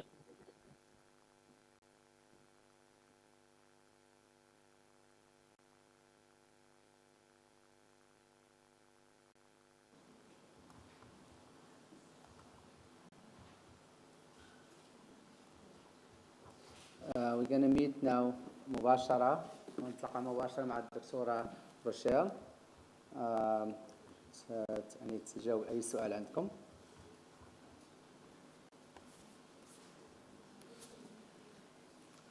دكتورة روشيل.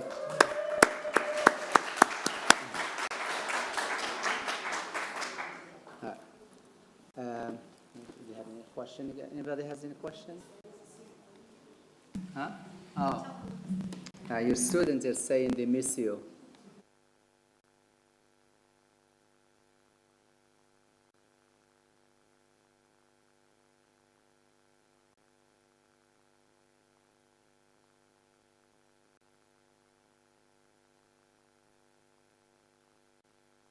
Microphone. سبحان الله يعني ماكش عارف انا غادير بريزنتيشن على هذا الشيء. واحد اخ من واحد اوتي معالج وظيفي من بوتسوانا غادير بريزنتيشن، يلا صيفط لي ميساج قال لي عجباتو بزاف هذا البريزنتيشن لاقيني معاه عافاك. يا سبحان الله. One of the presenters is from Botswana and he just sent me a message. He said, "Can you please connect me with Dr. Rochelle?" Oh, absolutely. Okay. Hi, Dr. Rochelle. I thank you in the name of all the attendees today. Thank you for this presentation. My question is, as an orthoptist, I'm interested in visual problems concerning strokes here in HIV, health problems. For the robotic system, do you have a part where you assess visual problems? Visual? Yes. So the way that the robotic system does assessments, it actually, in its cognitive assessments, we assess cognition through several gaming activities that can actually determine if there are visual impairments present. It's not overtly something we have, we started out thinking we needed to measure, but it was something that as we've been, treating more clients using some of these assessments and systems, we realized we need to develop a more sustained way of measuring visual issues. So that's actually a great question because it's been coming up more and more for us as we've been working with more clients that vision is impacting some of their results, which are actually not accurate because it's vision and it's not really cognition. So we've been trying to incorporate more and more vision. Right now, the robotic system doesn't do it, so the therapist does it. The therapist does a brief visual assessment. However, we would like to make it a little more seamless and less work for the therapist if possible. Okay, thank you.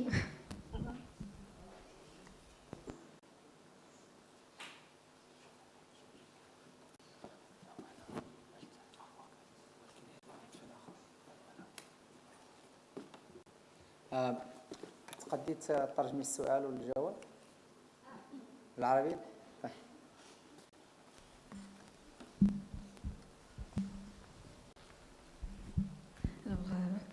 مرحلة الترجمة بالعربية.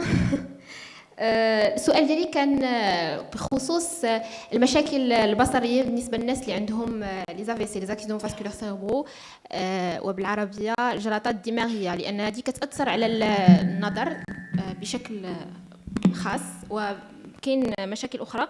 السؤال ديالي كان في هذا البروجي الروبوتيك سيستم، I don't know how to translate that. هاد الروبو اسكيل واش تي ايفالوي تيشوف المشاكل البصريه اللي عند هاد المرضى. الجواب ديال الاستاذه كان انه ما كاينش واحد الاسسمنت، يعني واحد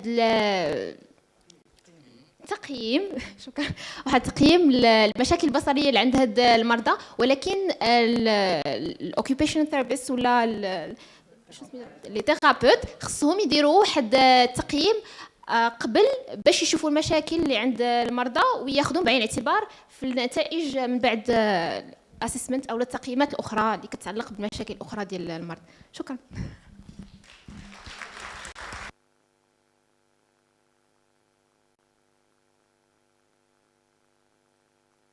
Thank you, everyone. Enjoy the rest of the conference. Bye.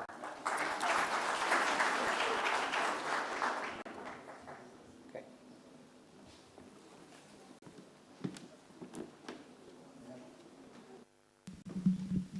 So next is Mr. Adil Sanhaji. He is a Moroccan behavioral therapist and the director of the Yahya Association and the Center for Autistic Persons in Tétouan. So his presentation will be about autism and interventions mechanism in Morocco.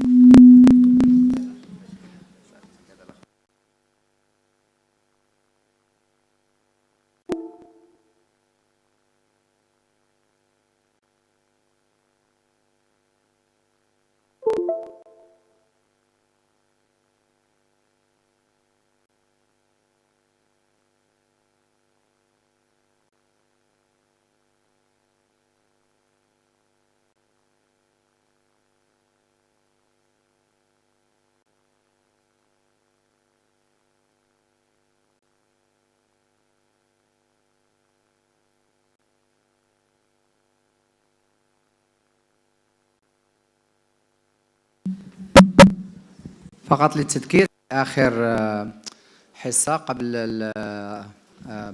الراحة عندنا واحد نص ساعة راحة ناخذوا فيها واحد قهوة شاي حلويات ونرجع إن شاء الله نكمل الكونفرنس. Okay. So this is the last presentation before we get a break, coffee, tea break.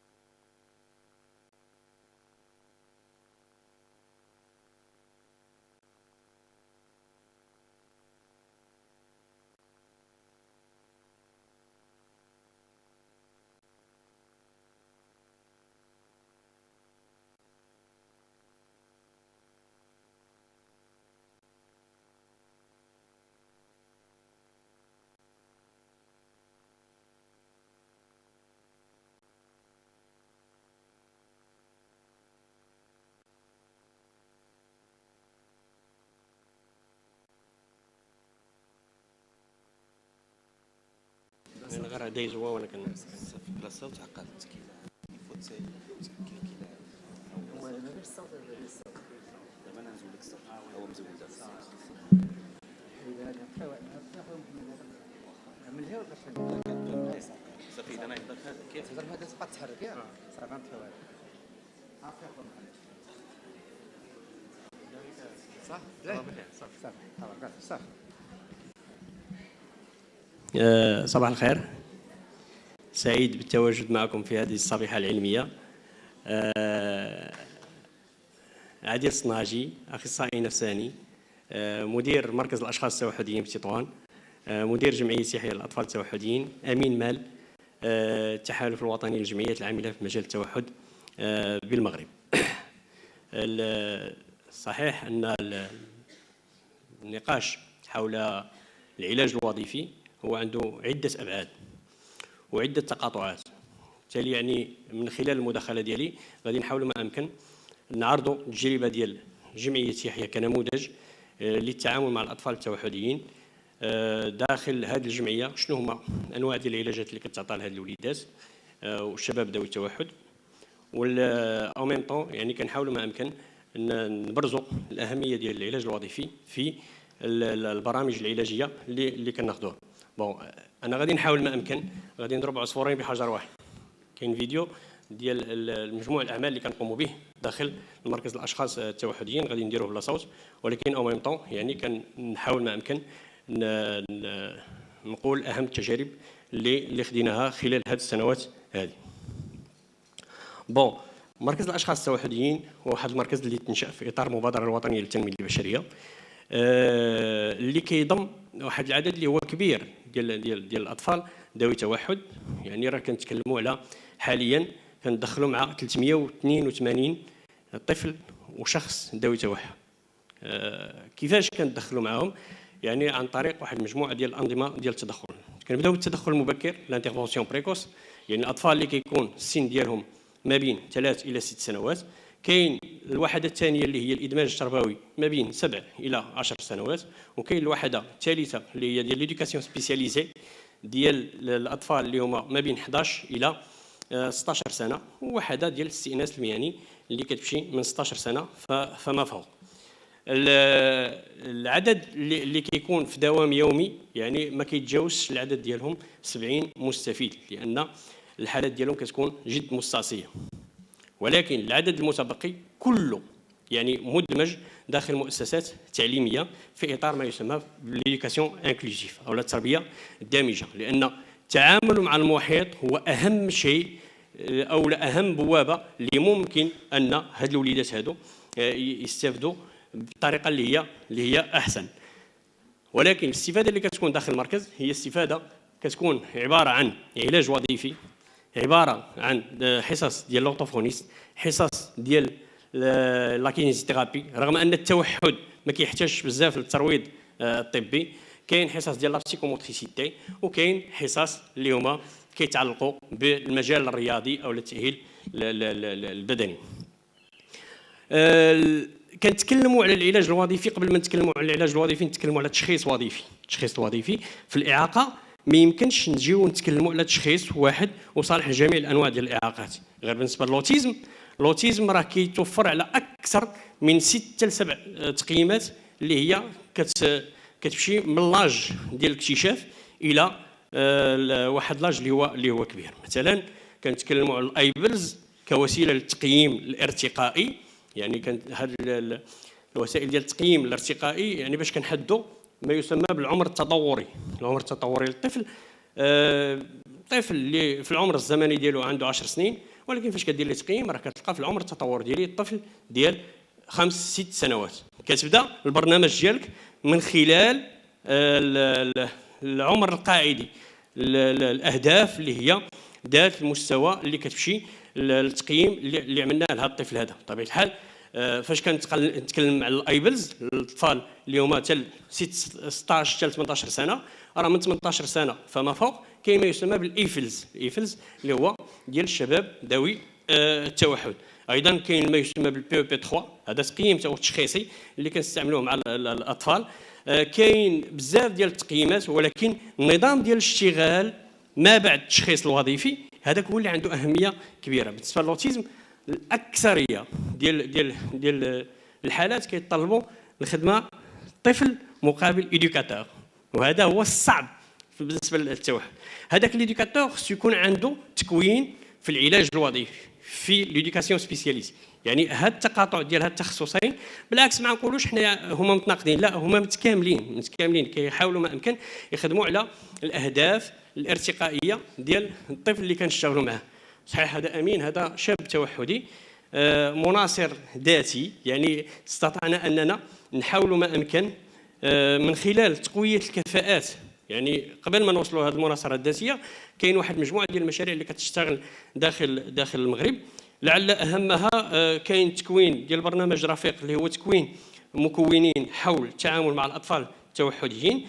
كاين واحد البروجي اللي هو جد مهم اللي خدمناه مع التحالف الوطني مع مركز محمد السادس حول الشهاده الجامعيه اللي كاينه بجامعه الحسن الثاني، واللي عطات نتائج اللي هي جد مهمه بالنسبه لتكوين واحد المجموعه ديال الاطر صحيه سواء اطباء او لا في مهن شبه طبيه من اجل التعامل مع الاطفال ذوي التوحد.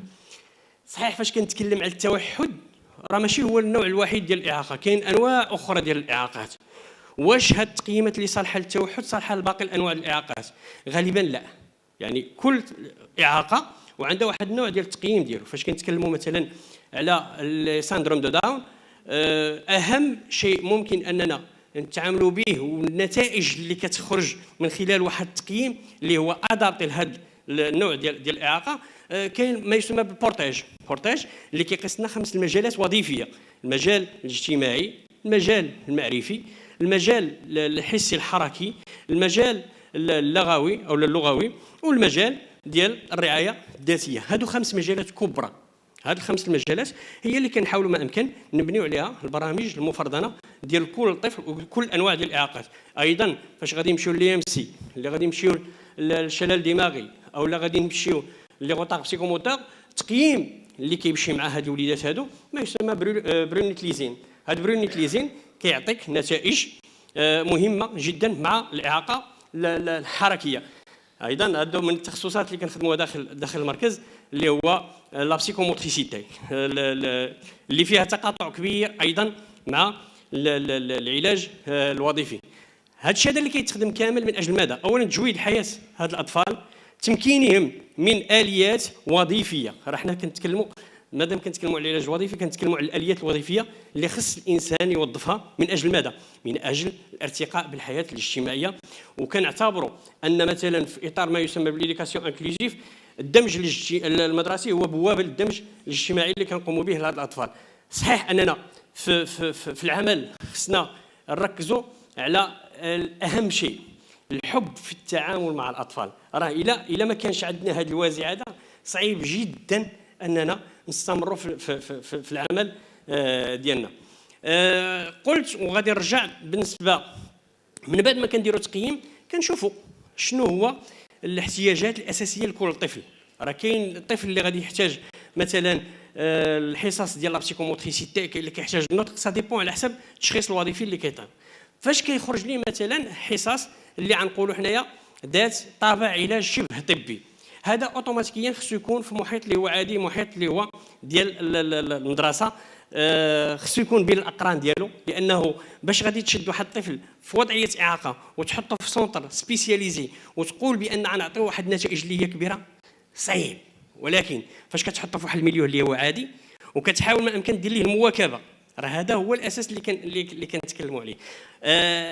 من انطلاق من الحق ديالهم. يعني فاش كنتكلموا على ان الفصول ديال 37 و 38 يعني من الدمج ديال هاد الاطفال وحقهم في التعليم، راه من خلال ماشي غير غنحط ليه مكان ديالو داخل المدرسه فقط، لا خصني نوفر ليه الاليات الداعمه لهذا الطفل هذا. الا ما وفرتش ليه هذه الاليات الداعمه كنكون حطيت ليه الاوبستاكل. هذا المركز اللي شفتو هو مركز موري، مركز كيتواجد ضمن فضاء ديال المؤسسه، يعني وسط مؤسسه تعليميه. هاد الوليدات هادو كنحاولوا ما امكن نص ديال الوقت اللي كيكونوا داخل المركز، وباقي الاوقات يعني كيكونوا ضمن المؤسسات التعليميه. كنخدموا جميع لي سيناريو سوسيو، يعني جميع السيناريوهات اللي ممكن تكون اجتماعيه. كيفاش ندربوا هاد الوليدات يكونوا في الحفلات بشكل تدريجي، كيفاش يمكن اننا ندمجوهم رياضيا. وحاليا راه كاين المسابقات الجويه ديال سبيسيال اولمبيك من اجل ابراز قدرات هاد الاطفال. نعرفوا بان الابطال الباراولمبيك ديال المغرب راه حرزوا مؤخرا في الاولمبياد الخاص ولا في الباراولمبيك على واحد المجموعه كبيره من العدد ديال الميداليات. بالتالي الاهتمام بهذه الفئه اكيد انه يعطينا نتائج كبيره. الاهتمام وفق منهج اللي هو علمي. نهضروا على العلاج الوظيفي في المغرب. العلاج الوظيفي راه مؤخرا عاد باش ولينا كنتكلموا عليه في المغرب. يلاه تنشا هذا التخصص ديال العلاج الوظيفي، ويلاه بداو الافواج الاولى ديال العلاج الوظيفي كيتخرجوا. بالتالي يعني كنعتبروا هذه الافواج الاولى هم دي روبير، هم واحد لي روبير اللي يكونوا على الصعيد الوطني اللي نعتمدوهم في باقي الخدمات اللي موفره للاشخاص. انا كنهضر على الاشخاص في وضعيه اعاقه انطلاقا من المسؤوليات اللي عندي. صحيح ان العلاج الوظيفي يقدر يصلح الحياه العامه العاديه، من منا لا يحتاج علاج وظيفي في التقييم ديال المهارات الاجتماعيه ديالو، ولكن بالنسبه للاعاقه كيحتاجوه بشكل اللي هو اعمق وبشكل اللي هو دقيق. صحيح ان الرياضه بدون استغلال الانشطه الرياضيه في الحياه الاجتماعيه لهذ الاطفال صعيب جدا اننا نوصلوا معهم للنتائج اللي هي مزيانه. لا لاحظتوا بان نحاولوا ما امكن الدمج. راه كاينين اطفال وشباب اللي هما بين قوسين عاديين واشخاص في وضعيه اعاقه ولا في وضعيه توحد، الدمج ديالهم كيعطيك نتائج اللي هي مزيانه. الدورات التدريبيه والتكوينيه من اهم الاشياء اللي خصها نركزوا عليها. التكوين المهنيين في هذا المجال كيعطيك نتائج اللي هي مزيانه. ما يمكنش انك تخدم مع هذه الفئه بدون ما تكون على علم واطلاع دائم. هاد لي سيناريو سوسيو اللي كنحاولوا ما امكن نخدموهم اعياد الميلاد داخل المركز باش كنحاولوا ما امكن هاد الوليدات ذوي التوحد او الشباب ذوي التوحد صعيب جدا انهم يكونوا ضمن الفضاءات اللي هي عاديه يمكن نخدم فيها. هنا لا لاحظتوا عاده يعني هادو الاطفال اللي كيكونوا الصعاب كنحاولوا ما امكن نديهم نجنبوا، لكن باقي الاطفال اللي كيستافدوا من لي سيونس يعني الاسر ديالهم هما اللي كيديهم ويجيبوهم. هذا المركز هذا هو واحد المركز من بين مجموعه ديال المراكز اللي هي مرجعيه داخل الوطن ديالنا الحبيب وداخل المملكه المغربيه. وحنا دائما يعني كنحاولوا ما امكن نشتغلوا بشكل اللي هو اجتماعي. شكرا على حسن الاصغاء ديالكم.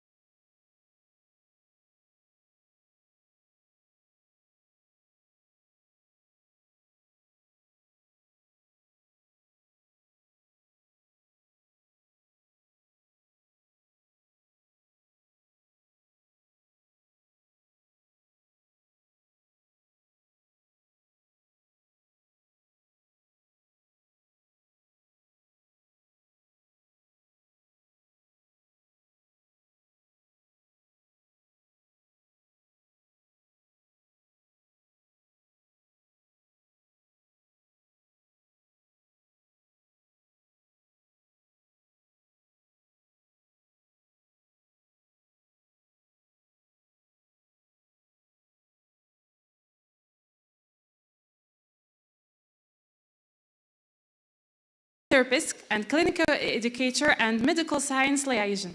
She has worked in a variety of hospitals and community settings providing occupational therapy service to clients with neurological, cognitive, and musculoskeletal impairments.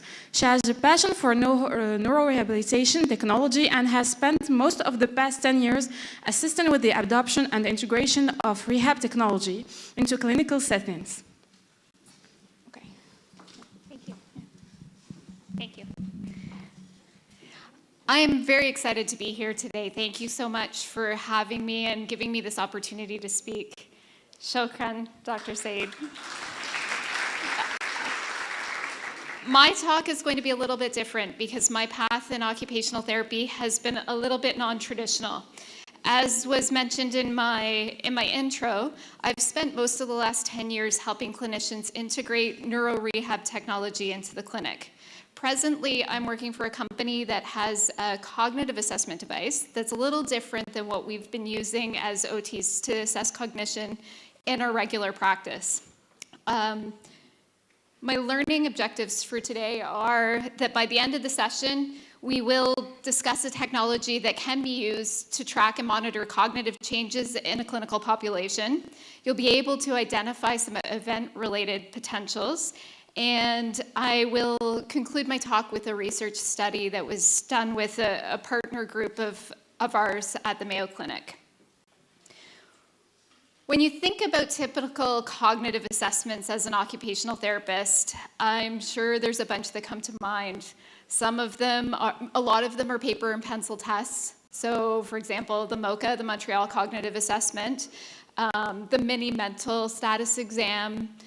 Many of these require that a person gives some sort of response. There's a behavioral component to it, sometimes an effort component. Often it can be limited by communication. And the research shows that the misinterpretation rates in those types of studies is up to 43%. So wouldn't it be nice as OTs if we can do something that's a little bit more objective, something that measures directly what the brain is doing and give us an objective measure that we can track over time?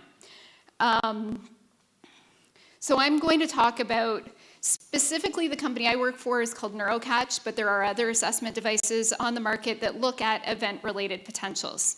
This is a technology that has been researched for nearly 100 years, and there's 150,000 different publications, and you're looking at me like, why haven't I heard about it before? And the reality is because it's used with EEG, and as OTs, we don't have access to EEG typically. Typically, it's some faraway place in a hospital where it takes hours for our clients to get their EEG done, and it's interpreted by the neurologists. So the company I work for has brought a non-invasive means of measuring brain function. This is basically what it looks like when the client is wearing it. Put on an EEG cap. There's wet electrodes along the midline of your head. It takes 3 different measures. Also has electrodes that rule out noise and any movement. As a clinician, I would instruct the patient to put in headphones and look at a fixed spot on the wall. Usually give them a cross to look at so that they're not moving around. This will minimize the amount that they're moving. And so what the brain is picking up in terms of action potentials is the direct brain response to what they're hearing in the headphones. I would give them instructions. I want you to listen to what you're about to hear. You're going to hear a series of word pairs and some tones. Some of the tones will be louder than the other tones. And with the word pairs, I want you to listen to them and think about, do they make sense or don't they make sense? So, for example, if I gave the word pair couscous and tangine, that makes sense. Your brain says, aha, that makes sense. If you're not one of the students on the trip here with us, if I said wetsuit and camel, your brain would say, that doesn't make sense. So, I'd like you to just listen to the tones that I'm about to play for you, if I can figure out how. Bow, arrow, baseline, fish, snow, list, paint, brush, symptoms, ballroom.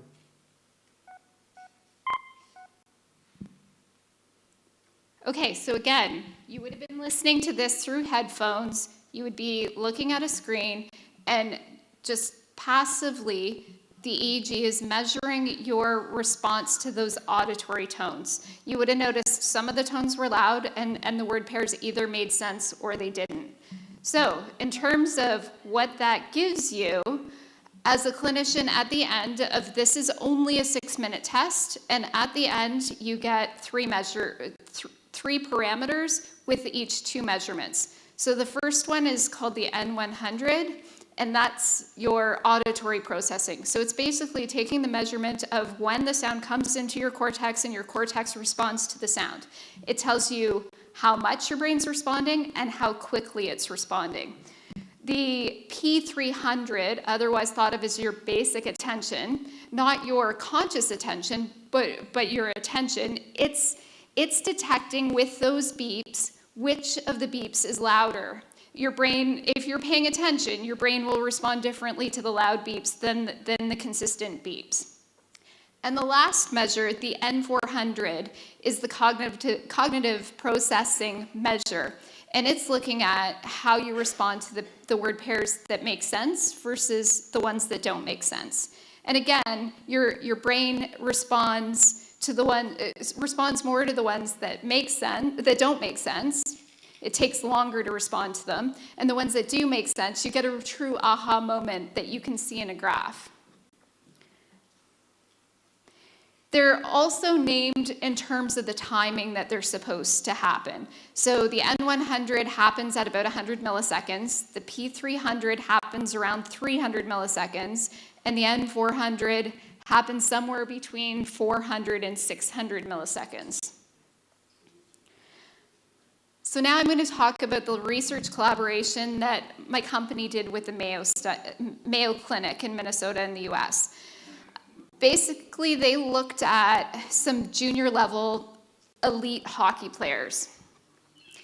They hypothesized that this brain scan would be sensitive to the effects of concussion, and as well that when they see changes on the brain scan, they would still be there at the time of typical return to play. They started out with 47 participants. Throughout the course of the season, there were 12 players that had concussions, and at the very end of the season, they were able to do post-season measurements on 23. That sounds like a big drop, but a bunch of the players got traded off to other teams. Some of them stopped playing for whatever reason. On this, it's probably really hard to see. We're looking at, these are radar plots. The first one on the far is the baseline. You'll notice that there's a hexagon, and the hexagon is showing those 3 things that I talked about in terms of their amplitude, so how much the brain responds, and their latency, the timing of it. If I were to do a brain scan on everybody in this room and we took an average, our radar plots would probably look like that nice hexagon shape. What happens post-concussion would be more what we see in that middle. So the 2 top measures, auditory sensation, in terms of amplitude, you're more sensitive to sound, so your brain responds more, and your brain is slower to respond. Attention, again, your attention, the timing on your attention slows down, and the timing on your cognitive processing slows down. They found statistically significant differences on all of those parameters post-concussion. What was really interesting, though, is the return to play graph. You'll see it's almost a hexagon shape, but there's still a statistically significant difference in terms of the timing of cognitive processing at the time that the players would typically return to the ice. which probably for those of us who work in concussion, it's not a big surprise. We know that we're getting people back to the ice probably earlier than we should be. And we see that in the literature about repeat concussions and the effect that that has. The other interesting finding in the study is on the bottom and the far there, they also, when they retested the players who didn't report a concussion or weren't found to have a concussion throughout the season, they also showed changes in the speed of their cognitive processing at the end of the season, even without a concussive hit. And then for fun, a few years later, the same thing was basically found in football. Football meaning gridiron football, not soccer like we play here. So, any questions? As the others have mentioned, I'm here all day, so happy to answer questions later. And my references.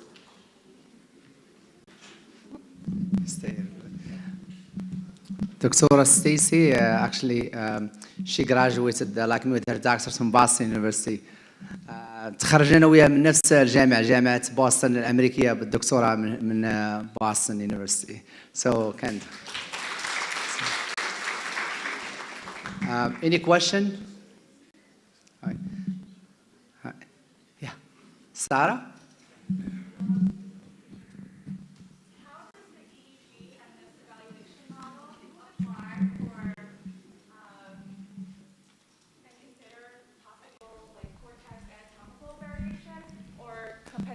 Like neuroplasticity that had to come from, the result of recovery after a stroke, or maybe a developmental delay. Sorry, I'm using this. Or developmental changes in the brain. Okay, so it uses an EEG cap and it's wet electrodes, and it takes 3 measurements. So in terms of cortex changes, it's actually measuring the electrical response in your brain. So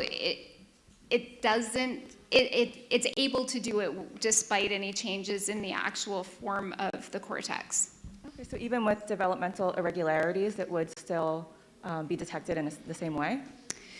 So great question. And my answer is a little complicated because it requires the use of language. So when you're asking developmentally, my question back to you would be, what do you mean by developmental? So it requires that you have an understanding of language. And at the moment, it's only in English, so it's an understanding of the English language. The plan is to have it available in other languages in the near future. But so developmentally, as long as someone has a good working knowledge of English from that developmental perspective, then it will show some results, and you will be able to compare it to norms. There's normative data out there. There's a lot of normative data in the research that has been brought into normative data tables to be compared to in specific indications. Dr. Stacy, she's working for this company, and they are one of the pioneer in this technique. And inshallah, we're trying to bring this to Morocco, and so this can help here Moroccans as well.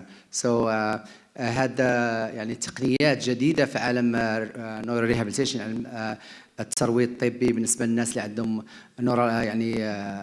مرض أعصاب مثلا كالشلل النصفي أو أمراض أخرى. فهذا التقنيات إن شاء الله بالمساعدة ديال الأستاذ السيسي ونقدر ندخلوها للمغرب إن شاء الله تساعد المغاربة والناس اللي مرض إن شاء الله. Thank you.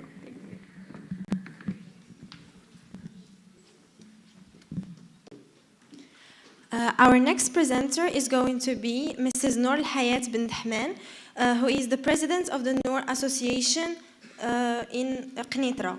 So her presentation is going to be about the impact of Alzheimer's disease on patients and family caregivers. At the end of the session, attendees will be able to learn about Alzheimer's disease in the Moroccan context, learn about the challenges facing patients of Alzheimer's disease and their families, learn about intervention and strategies provided to patients and families to minimize these challenges.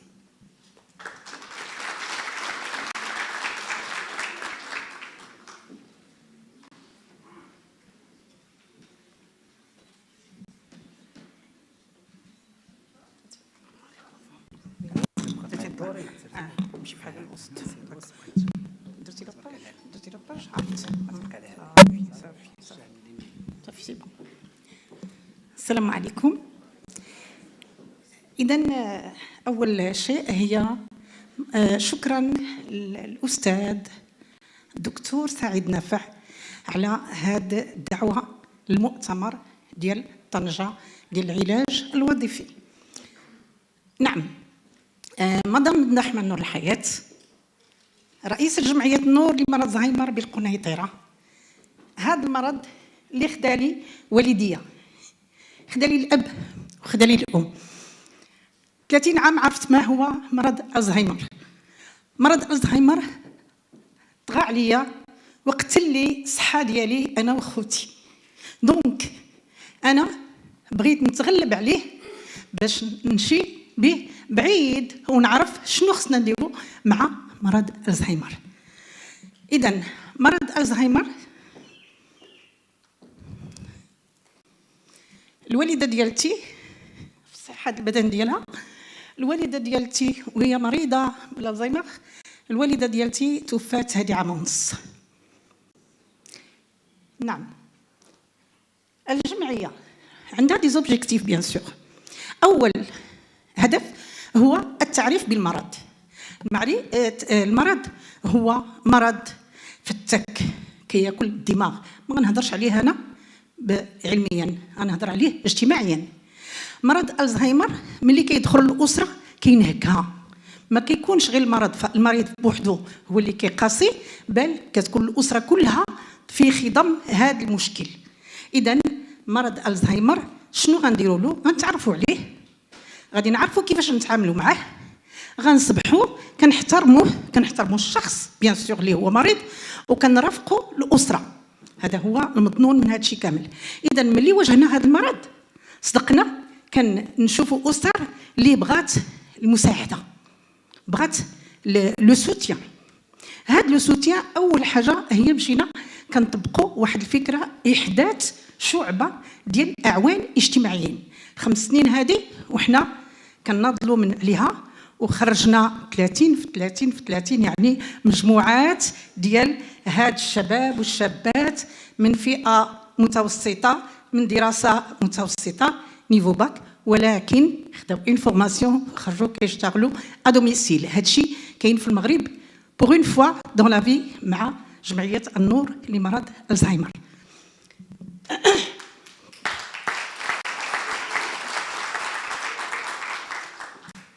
فوالا جمعية الزهايمر باش نهضروا عليها هي كتعيش يعني مشكل كبير داخل هذا البلد، لان خصنا نعطيو لو كونتكست ماروكان داخل هذا البلاد.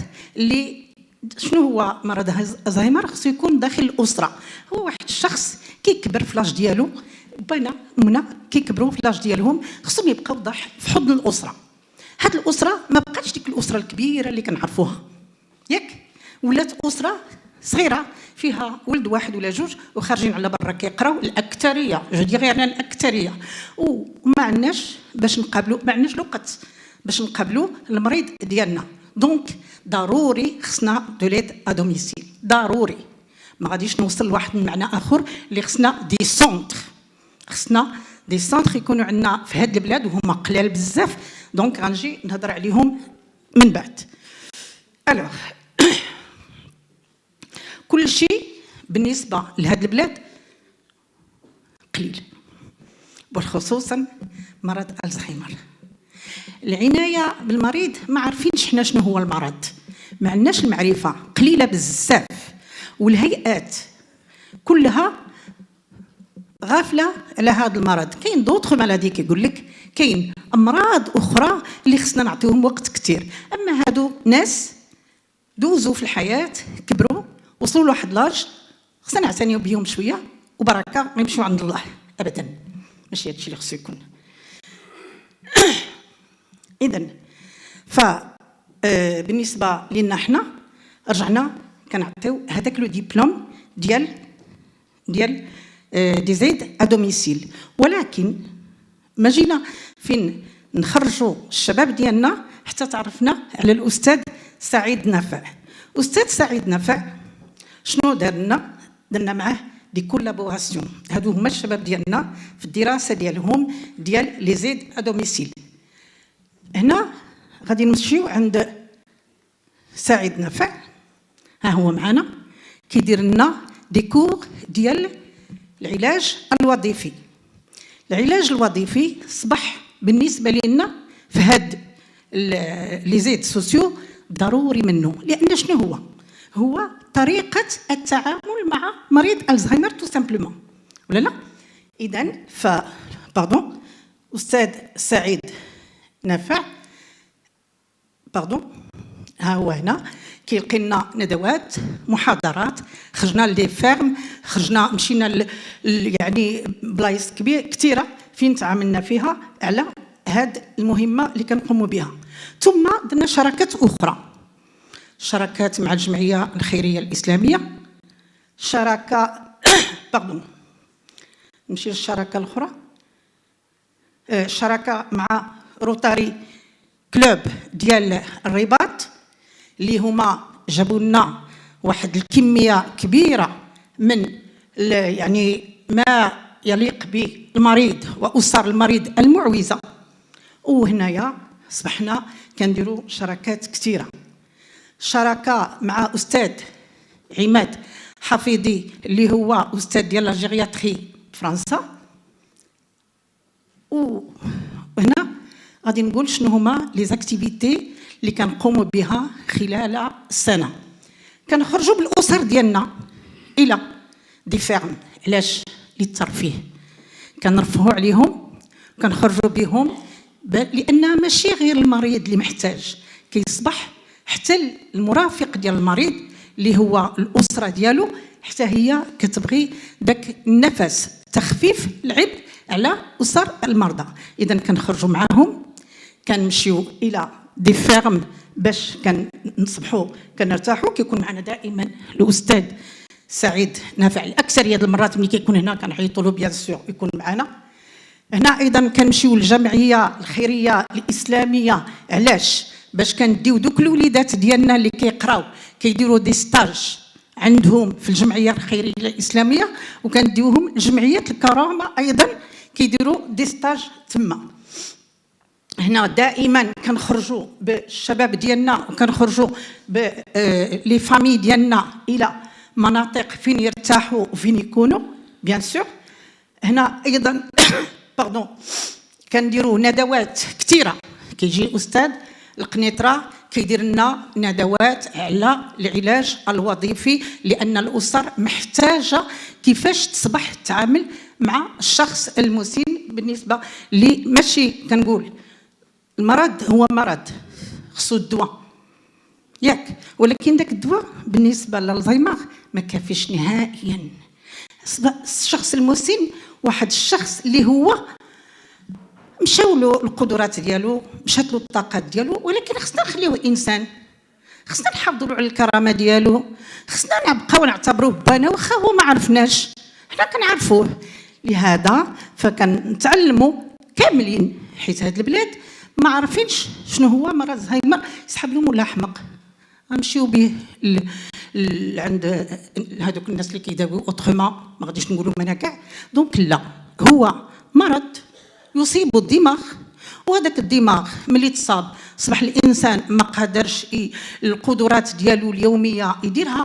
اذا فاحنا خصنا نصبحوا نتعايشوا معاه وهو انسان بكامل الكرامه ديالو. هذا هو النقطه الاساسيه. نشوفوا المحيط ديالو، نشوفوا الماكله ديالو، نخرجوه ملي يكون باقي في ديك البدايه ديال المرض ديالو، يخرج كيشم حتى هو النفس لان حتى هو بشر. اذا كنتعاملوا معه على انه انسان بكامل الكرامه ديالو. ما يمكنش نتكرفسوا عليه لان شفنا بزاف د الحوايج، وشفنا كيفاش كيتعاملوا الناس مع المريض ديالهم، وداك الشيء كيقلق بزاف. نعم. حنايا كل سنه كنحتفلوا بالمراه المناضله، كنحتفلوا بالمراه الشاعره، كنحتفلوا بالمراه الكاتبه، كنحتفلوا بالنساء ديالنا. علاش؟ لان المراه هي هذيك المراه اللي كتهز المريض. كنحتفلوا بالمراه الصاهره على مريض الزهايمر، ماشي غنمشيو غير الاحتفال بالمراه الشاعره والكاتبه لا، المراه يعني اعيدها، المراه الصاهره على مريض الزهايمر، وايضا الرجل الصاهر على مريض الزهايمر. فوالا.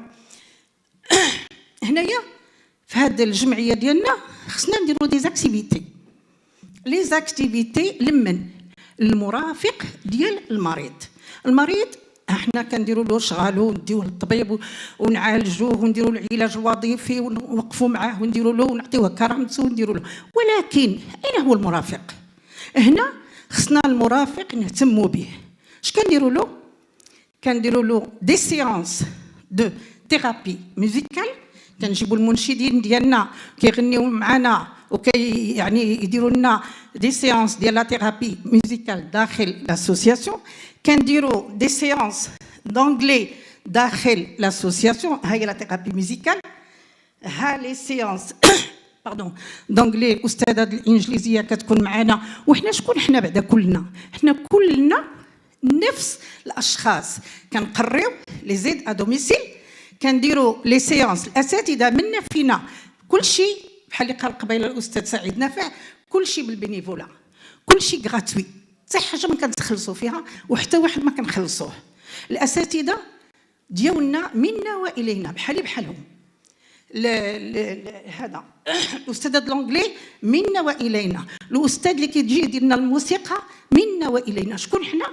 اعضاء ديال الجمعيه، كنشتغلوا داخل الجمعيه بهذه القدرات ديالنا الخاصه. هاي لا سيونس دو ثيرابي. هنايا بيان سور لو 21 سبتمبر سي لا جورني مونديال دالزهايمر. لا جورني مونديال دالزهايمر اللي كنعرفوها كل مره كل سنه، لان 8 سنين باش كنا حنا في الوجود. كل سنه كنحتفلوا عليها بطريقه ما. درنا لا مارش، درنا لي الندوات، درنا خرجات مع اسر المرضى، درنا بوكو دو شوز كو اون فوا اي دي فوا جاتنا لا بروميير شين. لا بروميير شين هنا مع الاستاذه نورولوج طبيبه عاليه المراني، هنا مع السيد اللي هو عنده المريض دالزهايمر سامير، وهنايا رئيسة الجمعية كتهضر على هذه الجمعية والتحديات ديالها والمشاكل ديالها اللي كتعيشها داخل مع الأسر، وهي أسرة منهم. فوالا. هنايا كنديروا دي سيونس دو ريهابيليتاسيون فيزيك للمريض. عندنا اون سال، هادشي كله منا والينا، منا كنصنعوا هادشي.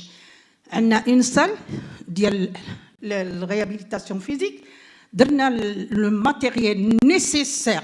كنرجع واحد النقطه اللي نسيت ما ذكرتهاش قبيله، هي اننا كاين المبادره الوطنيه للتنميه البشريه عطاتنا كل من هو لوجيستيك وكل من هو شبه طبي باش نخدموا به داخل الجمعيه. نعم. وكنشكر اوسي سميتو التعاون الوطني اللي هو اللي كيعطي له ديبلوم ديال هاد الشباب اللي كيتخرجوا. ما غاديش نقول لك نخدموا بوحدينا، ما يمكنش، ولكن ماديا ما كاين شيء. فوالا. باردون. هنا قلنا كنخرجوا للطبيعه، كنعيشوا في الباديه، كنمشيو مع الاسر ديالنا، كنديروا حفلات، كنديروا بوكو دو شوز داخل هذه الجمعيه بطاقاتنا بقدراتنا بحنا منا والينا. هنا شكرا على تفهمكم. وما ننساش نقطة أساسية اللي غنهضر عليها وهي اللي هزتها أنا في قلبي دائما ومعايا، هي خصنا ان سونتر دو جور. خاصنا ان سونتر دو جور. ملي نقول خاصنا سافو دير خاصنا، ماشي في قنيطرة، في المدن كلها. علاش؟ شنو هو لو سونتر دو جور؟ ان سونتر دو جور سي لا crèche pour un bébé. Le centre du jour pour la personne âgée. Une personne âgée راه ما خصهاش تبقى في الدار سادين عليها تنجي من الخدمه، لا غنديها لتايا لا كريش ديالها، غتعيش مع الناس ديالها لا جورني، غادي دير لا ريديكاسيون ديالها، غتاكل غتشرب غتنعس، وغتجي في العشيه تنعس مع وليداتها ومع عائلتها. وشكرا. نبقى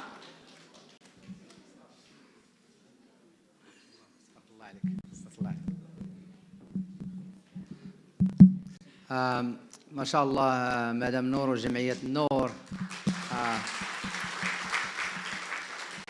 فاللي تشوفوا يعني سبحان الله الجمعية المغربية للعلاج الوظيفي كتعرف مع متى تخدم وكنعزلوا مع متى نخدموا ونتعاملوا. فما شاء الله من الجمعيات اللي كنفتخروا نشتغلوا معها هي جمعية النور الزهايمر بالقنيطرة.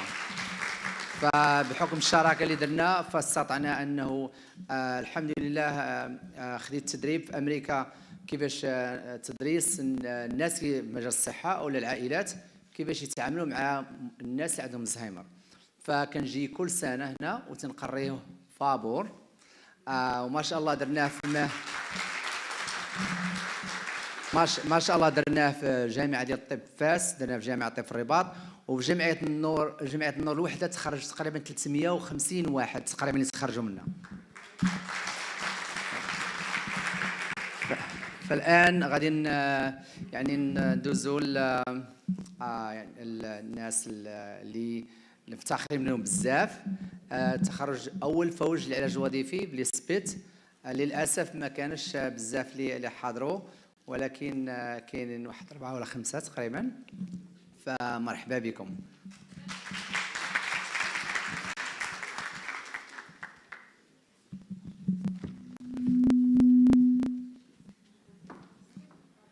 So we are honored to have with us members of the first cohort of occupational therapists here in Morocco. So they are the first occupational therapists here.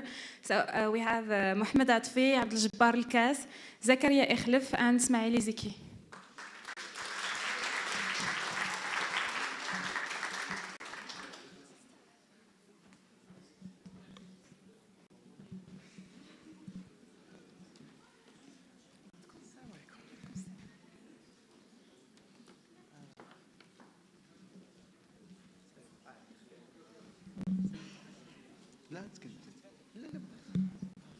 السلام عليكم. نقدم راسي أنا إسماعيل إيزيكي. I'm a member of the first cohort of occupational therapists in Morocco, and I have the honor to be here with you and with the most beautiful OTs of the entire world. And I would thank Mr. Saeed for this opportunity to get this family bigger and bigger.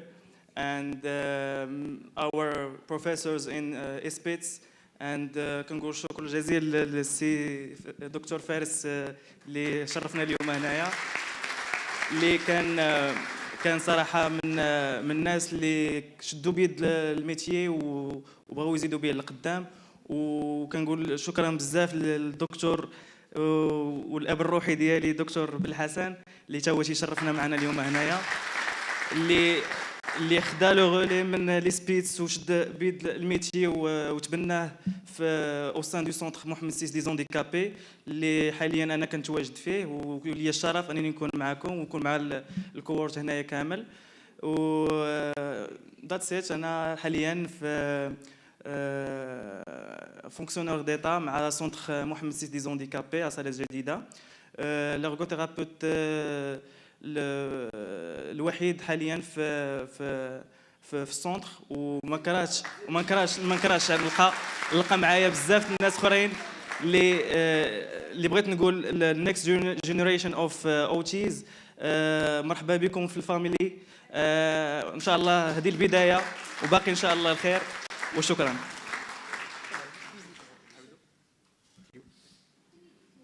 So hello everyone. First of all, I want to thank all the attendees and Dr. Saeed Nafai and Otam for all their efforts to make this conference successful. And so I'm Abdel Jabbar Kas. I'm an OT practitioner from the first cohorts of OTs in Morocco.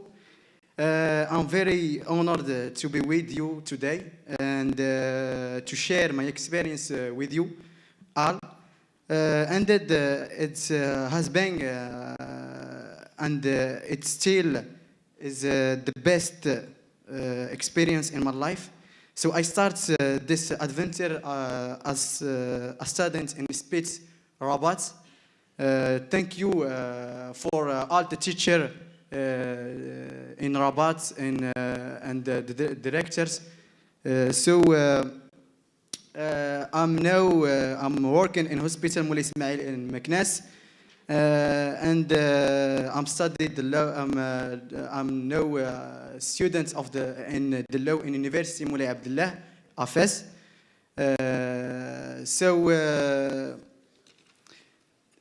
To be occupational therapist is not just a profession. It's a responsibility. Is to among the population. So thank you for all OT Moroccan to be here and to be among the population Moroccan. Thank you all and thank you.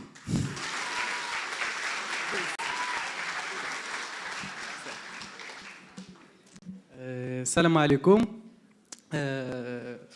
محمد عطفي ergothérapeute في la région ديال l'Oriental. Parmi la première promotion au Maroc في l'Occupational therapy. اولا كنشكر سي سعيد نافح على وديت الانفيتاسيون في الكونغري وسي لي بروف ديالي سي جمال الطرقاوي وسي راشد فارس اي مدام امينه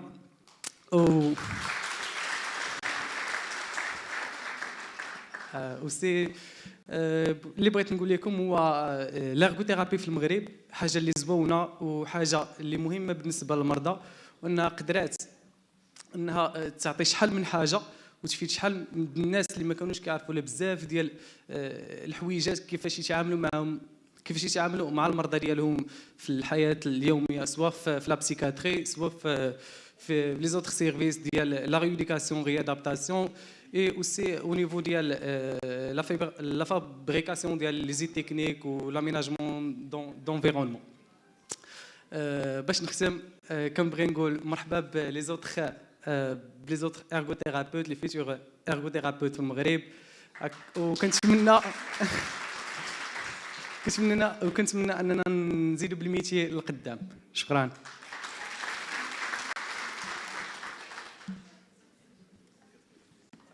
Hello everyone. I just wanted to thank all the international OTs that are here and helped us, and we are glad to be learning from you and share our experiences because you guys have went through what we didn't.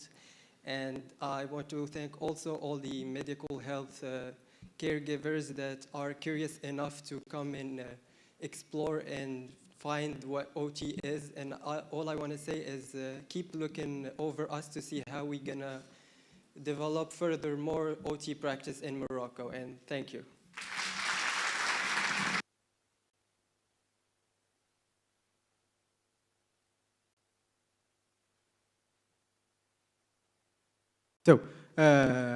بغيت نشكر بطبيعه الحال الكونفيرونس ديال الكوميتي ومنهم من هاد الناس ديال الكونفيرونس الكوميتي كانوا معنا اساتذه اللي كانوا دي زيكسترن على اسبيتس منهم مسيو عبد الرزاق حجيوي اللي كان شديد الحرص معنا في توت لا فورماسيون ديالنا اللي دوزنا. صوفيا كانت نوتر اونكادرون توت لا فورماسيون. So I want to thank Dr. Abdelrazak Hajiwi for your supports and your efforts with the youth. And thank you, Sophia, for all efforts, and thank you very, very much. And that's it.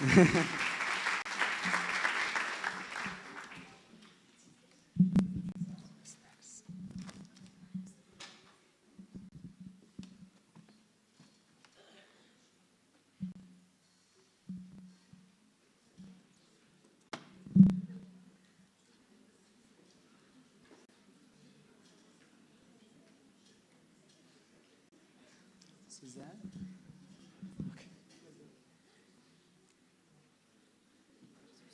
ما ديرش لوبجيكتيف هكا عالي قولي بزاف ما ديرش هذا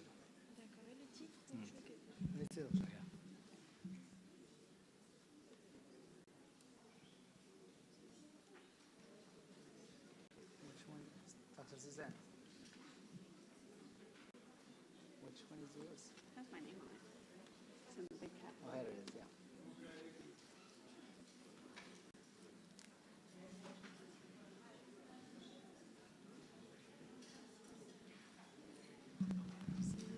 First interview. Oh, perfect.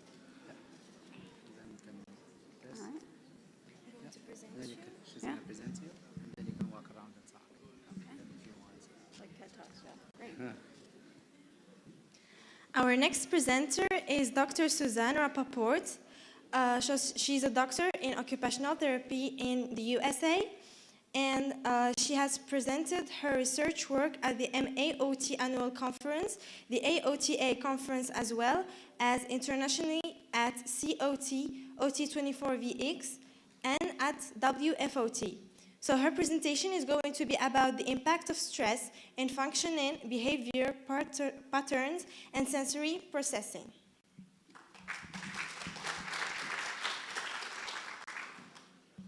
Thank you. All right, so my work previously, before I was a professor, I worked with children with mental health challenges. So this is something that relates to children, but you can also apply it to the adult population. So today we'll look at understanding the effects of sensory dysregulation and how it can impact stress. Then how a stable sensory integration can be what you need for beneficial performance. And then we're going to look at a developmental pyramid and how the possible causes of atypical behavior. So let's look at worry, anxiety, and stress. Who here has experienced worry, anxiety, and stress? Mostly Team B. Okay. All right, so worry, right? Basically an uncomfortable feeling where you think something bad might happen. And then anxiety. Well, I don't know how to use this trackpad. It's causing me anxiety. There we go, okay, got it. No, I wanted to get my notes. I have a lot of notes. Okay, anxiety is being worried a lot of the time. So it's causing you to have trouble maybe learning, having fun with your friends, because that anxiety is kind of cycling in the back of your head, and possibly sleeping. And then stress is that physical or emotional strain on your body from that worry and anxiety. So, this is your brain. This is your brain on stress. So we have our midbrain. It's like, apparently I can point with this thing. Ooh, okay. We have the midbrain. And this processes information related to hearing, vision, movement, pain, sleep, and arousal. And then we have the cortex, which is the thinking part of our brain, that higher level processes such as consciousness, thought, emotion, reasoning, language, and memory. Then we have our brainstem, which is all the involuntary things like our heart beating, our lungs taking in oxygen. But then inside the midbrain is the amygdala. So I circled it in blue there. The amygdala, when you think of amygdala, think of one word, and that word is fear. So the amygdala is the reason that we are afraid of things outside of our control. Oops. There we go. We went.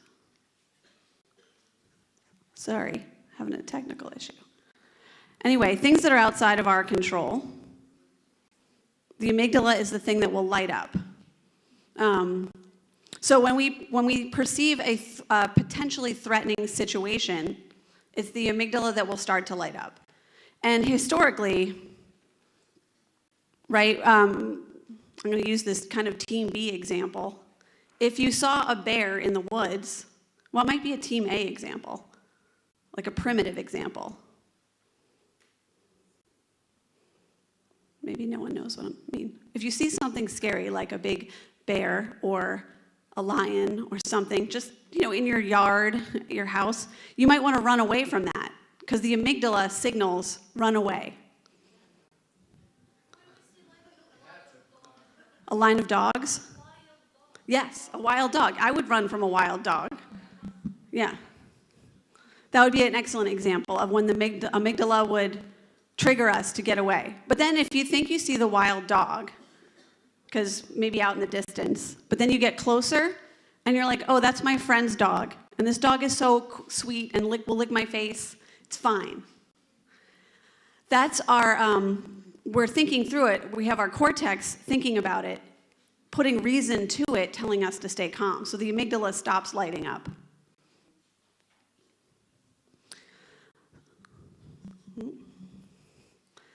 So basically in our development, we have the discriminative and the protective, right? The discriminative is the what. It's the learning. It's cortical. It's all thinking. Then we have our protective, and that's the where. It's alerting us to danger. It's protection, safety, survival. It's subcortical, which means it's not thoughtful.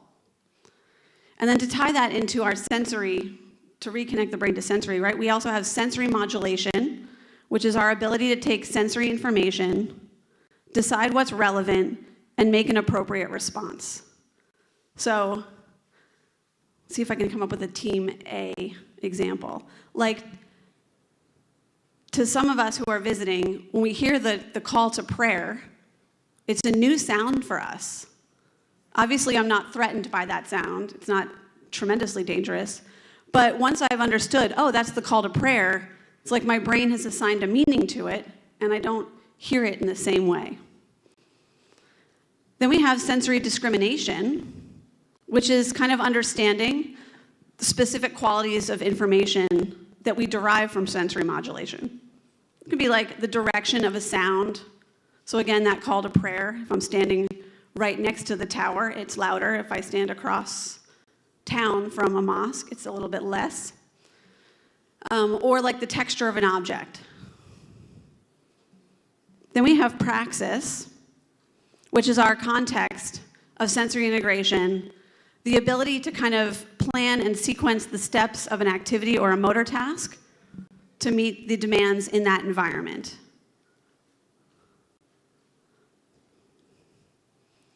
So we kind of compare our safety, the thinking, and then the protective. So when these two things don't meet up, when both systems, the sensory and the thinking, we might get a child who looks like this. Because we always want the cortical to give meaning and the protective to respond automatically. So we run away from those wild dogs. So when the discriminative is underactive, when our ability to think about what's happening isn't responding as quickly as our protecting, you get a little out of sync. And that protective is what's called the sympathetic nervous system. Hopefully this is not a total review for everyone, but basically that's our fight or flight. It's what overrides us in an emergency, right?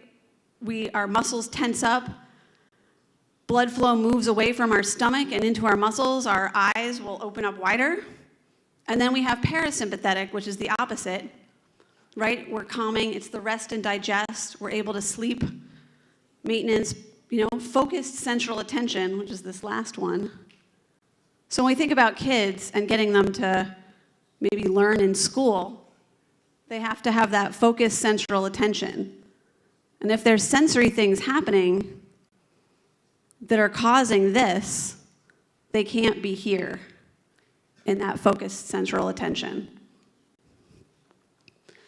So now let's look back at stress.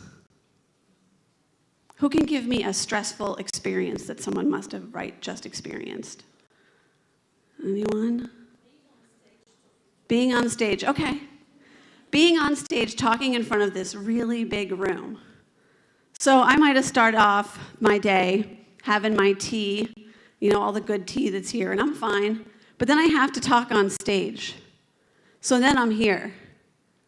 What could be another stressful thing? Okay, this is not gonna happen. But let's say I'm on stage, but then I trip and fall. That's embarrassing. That makes me more stressed out. So then it gets up to here. And if something else happens, I go up to the top. And our body releases cortisol every time we get stressed. And it takes about 24 to 48 hours for it to come down. So if I have multiple stressful things happening in a day, it will build and build. So the more stressful things, the longer it will take to come back down.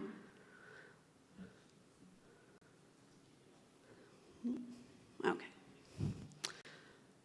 So all these things, all the behaviors someone might have is in relation to stress. Wait, if I go back. So if you had you've had a very stressful day, and maybe someone next door is playing music too loud, and you just want it to be quiet. And maybe on a day that you were less stressed, that music didn't seem as loud.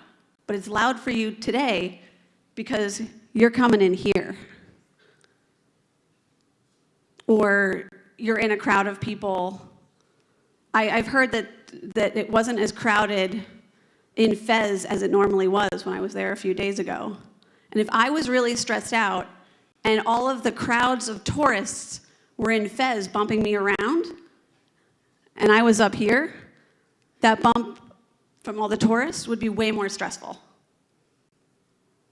And I would be less tolerant of being bumped around.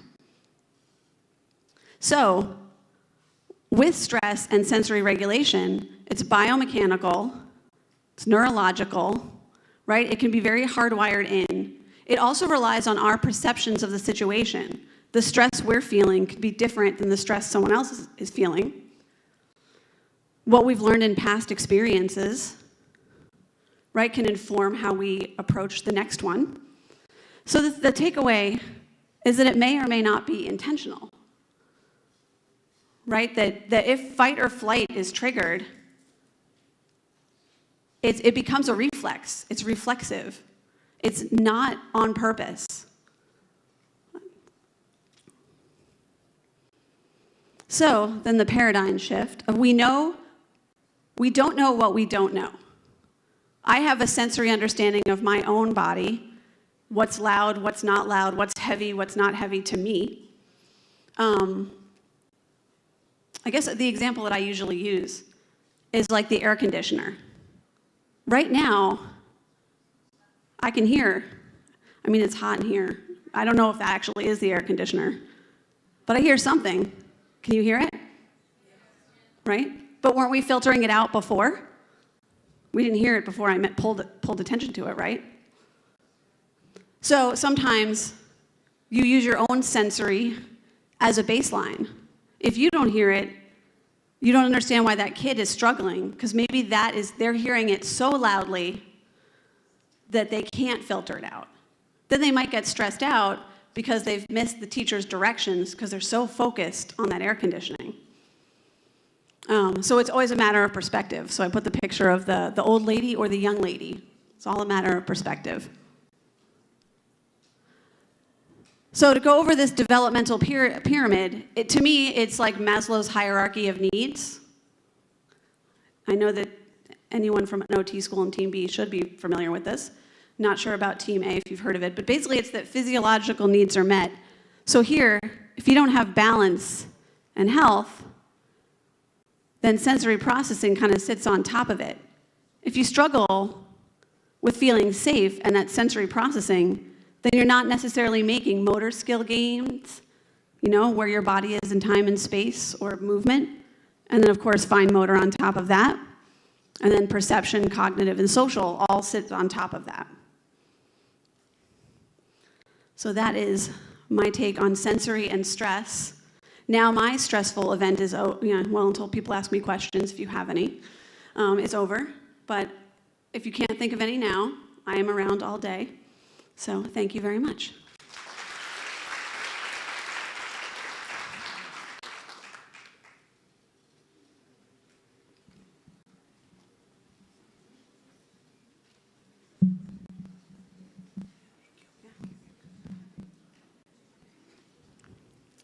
للأسف نسينا ما أعطيناش الناس عندنا ترجمة مباشرة. We have live interpretation for both Arabic and English, and we forgot to give you guys the headphone. نسينا ما أعطيناش. إن شاء الله ورا الغداء نعطيهم لكم لأن ما نبقاش دابا توقف السيستم في النص بعد البريك إن شاء الله.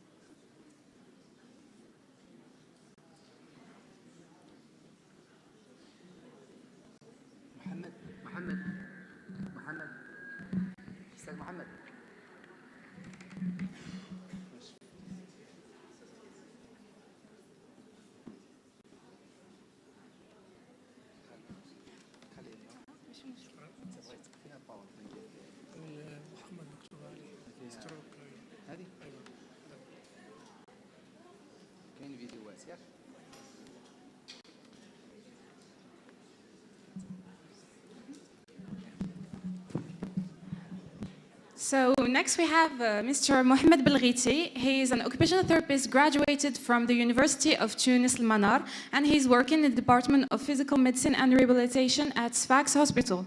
He completed a master's degree in disability and rehabilitation and in adapted physical activity and health. So today he's going to talk to us about stroke and virtual reality. بسم الله الرحمن الرحيم الحمد لله رب العالمين والصلاة والسلام على رسول الله. قبل كل شيء أنا في المغرب أشعر كأني في تونس. بارك الله فيك دكتور سعيد. Tout d'abord, je tiens à remercier les comités organisateurs et les membres de l'association de m'avoir donné cette opportunité d'être présent avec vous. Je vous présente aujourd'hui l'accident vasculaire cérébral et la réalité virtuelle. الجلطات والواقع الافتراضي المعزز وأهمية الابتكار في العلاج الوظيفي. Comme vous le savez déjà, l'accident vasculaire cérébral, الجلطات, est une vraie épidémie. بين قوسين. C'est une maladie fréquente. Elle touche une personne toutes les 5 secondes dans le monde. كل 5 ثواني في شخص مصاب بجلطة. Un adulte sur 4 aura un accident vasculaire cérébral malheureusement. 1 من 4 يصاب في حياته بAVC. Selon l'OMS, l'Organisation mondiale de la santé, l'accident vasculaire cérébral est la première cause d'handicap chez l'adulte et la deuxième cause de mortalité. C'est la même chose en Tunisie. La première cause d'handicap et la deuxième cause de mortalité, sachant qu'on avait en 2018 7600 décès par l'AVC. C'est 11% de la mortalité globale. Cette maladie, cette pathologie, elle pose des problèmes sur tous les plans économiques, politiques, sociaux, et elle met les gens en situation de handicap avec une limitation d'autonomie et d'indépendance dans les activités de la vie courante. بمعنى أنه الجلطات تأثر على استقلالية الشخص في حياته اليومية تخلي الشخص في وضعيات إعاقة. الأخصائي المعالج الوظيفي l'ergothérapeute doit intervenir tout au long du processus rééducation, réadaptation et réinsertion. المعالج الوظيفي عنده 3 مجالات كبيرة للتدخل: إعادة التأهيل الحركي، الحسي، المعرفي. Réadaptation, les techniques, l'aménagement, les outils, l'appareillage, la réinsertion familiale, sociale et professionnelle. Mais sincèrement, le système de santé publique ne peut pas acquérir tous les patients d'une façon quotidienne. Ces patients nécessitent une prise en charge intense et quotidienne. Pour cela, l'ergothérapeute doit utiliser le quatrième volet, c'est l'éducation. Aujourd'hui, on parle tout en termes d'éducation thérapeutique. اليوم المريض مضطر انه يساعد الطبيب ويأهل نفسه بنفسه في الدار. Donc les patients doivent savoir vivre avec sa nouvelle situation et les parents des patients doivent prendre la place des thérapeutes où on نحكي على concepts la co-thérapie. Par rapport aux autres collègues ergothérapeutes, on n'a pas une grande différence. Donc au stade de flasque, on utilise la technique CABAT, neurofacilitatrice, elle facilite le retour de la contraction musculaire. Bobat, c'est une approche neuro-inhibitrice car elle inhibe la spasticité et surtout on utilise cette technique ou cette approche surtout dans la phase spastique. Perfecte approche sensoromotrice, donc on utilise la sensibilité comme moyen de rééducation pour récupérer la motricité, la thérapie par contrainte induite, la thérapie au miroir en se basant sur les concepts, les neurones miroirs et les protocoles d'autorééducation guidée. Les patients doivent faire ces activités à domicile toutes seules. Personnellement, j'ai l'occasion de traduire les protocoles d'auto-rééducation de Jean-Michel Gracias. C'est un protocole dédié pour les patients spastiques. J'ai posé une question directe. Quels sont les problèmes rencontrés dans la prise en charge ergothérapique auprès des patients hémiplégiques ou des patients avec AVC? سألت أصحابي مباشرة شنو هما لي بروبليم اللي يعترضوك. Les réponses étaient comme suit. Toujours le profil psychologique يقول لك الباسيون مدبرم الباسيون متقلق donc toujours فما الكونترانت des problèmes psychologiques chez les patients. La longue durée de la prise en charge au minimum 3 mois de rééducation. La monotonie et la routine de la prise en charge, des fois même staff, même équipement, même salle, حتى الباسيون يقلقوا du thérapeute des fois يتيح في البرن-اوت. Au secteur privé, aujourd'hui, ولينا نحكيو على les coûts élevés de la prise en charge. Comment معناتها patient ما ينجمش المريض أو العائلة إنهم يجاريوا تكاليف العلاج. Pour cela, la réalité virtuelle ou la rééducation virtuelle, c'est-à-dire la rééducation par la réalité virtuelle, pourrait être une solution. De fait qu'elle améliore la motivation des patients, elle donne plus des exercices et d'activités, elle nous donne une possibilité pour adapter les exercices, plus des exercices variables. Elle nous donne une plateforme, une base de données qu'on peut enregistrer les données et elle réduit les coûts de la prise en charge. J'ai commencé cette technique en utilisant un simple VR dans la prise en charge d'héminégligence, le syndrome d'hémisphère mineur. En premier temps, on a trouvé des résultats encourageants. Mais sincèrement, on a trouvé aussi des problèmes pour quantifier l'amélioration, pour classer les niveaux. En plus, احنا لما اشتغلنا بالفير بوكس العادي كانوا des simples jeux VR, des simples jeux virtuels. Les scénarios ne sont pas des scénarios médicaux. Donc les scénarios ما كانوش des scénarios médicaux où la prise en charge où l'évaluation était subjective. Elle était basée sur les tests papier-crayon. Pour cela, j'ai développé avec mes collègues ingénieurs une application Horseway. Elle consiste à mesurer la rotation de la tête de droite à gauche en temps réel. On a réussi à quantifier les négligences et à détecter les négligences. J'ai participé au dernier congrès international de l'AVC et on a publié un article dans ce contexte. On ne s'arrête pas au niveau de rééducation cognitive. Et on a visé l'autre axe de rééducation chez les hémiplégiques. On a développé une dizaine de scénarios dans lesquels les patients font des activités comme la vie courante. Les activités sont multiples, gardien football, quelqu'un qui conduit une voiture, des activités de la vie courante, inspirées toujours de la vie courante. Les objectifs sont multiples. Améliorer l'amplitude articulaire, améliorer la coordination bimanuelle, améliorer la proprioception, améliorer vers l'autonomie et l'indépendance. On a pris plusieurs prix sur l'échelle nationale et internationale. Hiking Health 2018, Forum international 2019, et on a passé à la phase de validation Kinectinov. Pourquoi? Parce qu'on a réussi à convertir les données cliniques en données numériques et en temps réel. C'est-à-dire, avec un système de réalité virtuelle, il y a toujours une évaluation objective. Il y a toujours des traces pour comparer les résultats, pour comparer l'amélioration et pour comparer entre les patients eux-mêmes. Un autre avantage de notre application est de donner la possibilité aux patients de travailler en position de cubitus dorsale, en position assise et en station debout. La surprise pour nous aujourd'hui, c'est la téléréhabilitation. On a appliqué cette application pour rééduquer les patients à distance, c'est-à-dire les patients dans sa domicile et les thérapeutes dans sa cabinet, il peut gérer les séances de rééducation à distance. Donc, les objectifs, Inch'Allah, de cette année, on travaille aujourd'hui sur le certificat CE.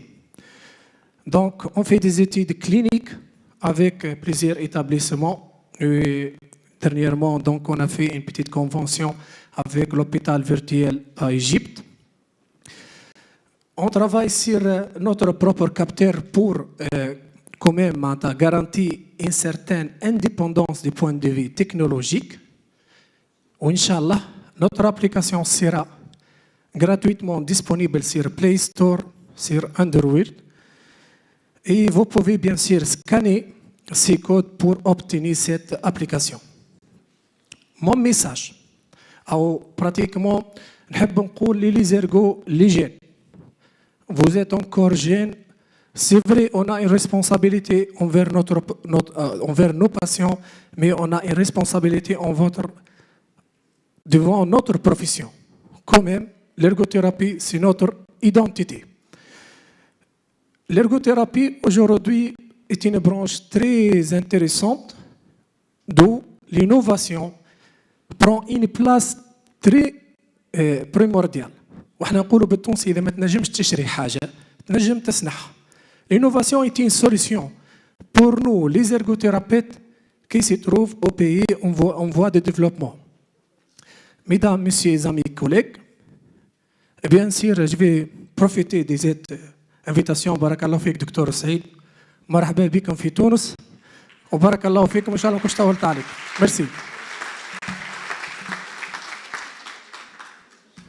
شكرا جزيلا.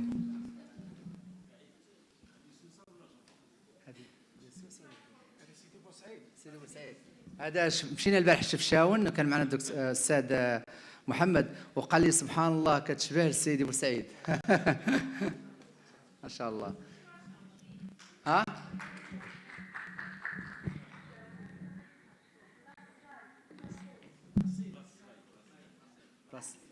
بس سلايد اوكي. سكان اوكي.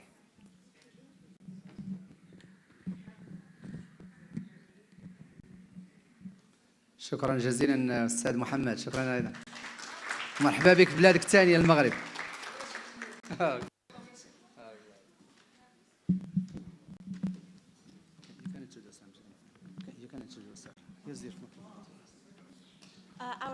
Our next presenter is Dr. Pat Presson. She is an assistant professor in occupational therapy at Columbia University and a licensed practicing psychoanalyst in New York, USA. Her presentation is going to be an occupational therapy recovery process for psychological trauma.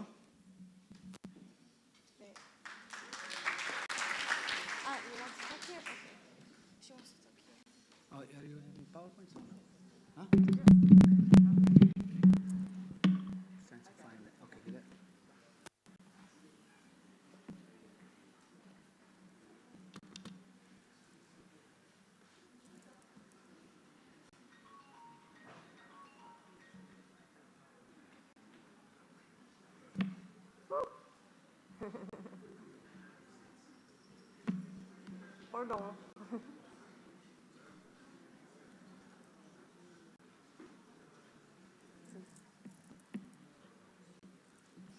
My fingers won't work on this. Oh, I want to do it right there.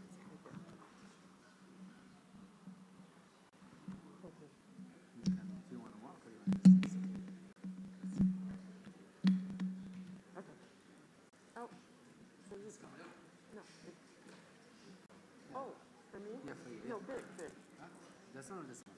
This No, it shows like this, but it shows for everybody. This is how you can see it. I don't think I can pick up. There's nothing wrong. Yeah, I'll show you how to go back.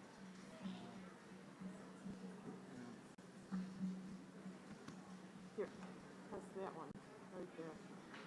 No, Yeah. right there, That's yeah. what they did. That's what they did. That Oh. comes this way. Okay, thank you. Okay, thanks.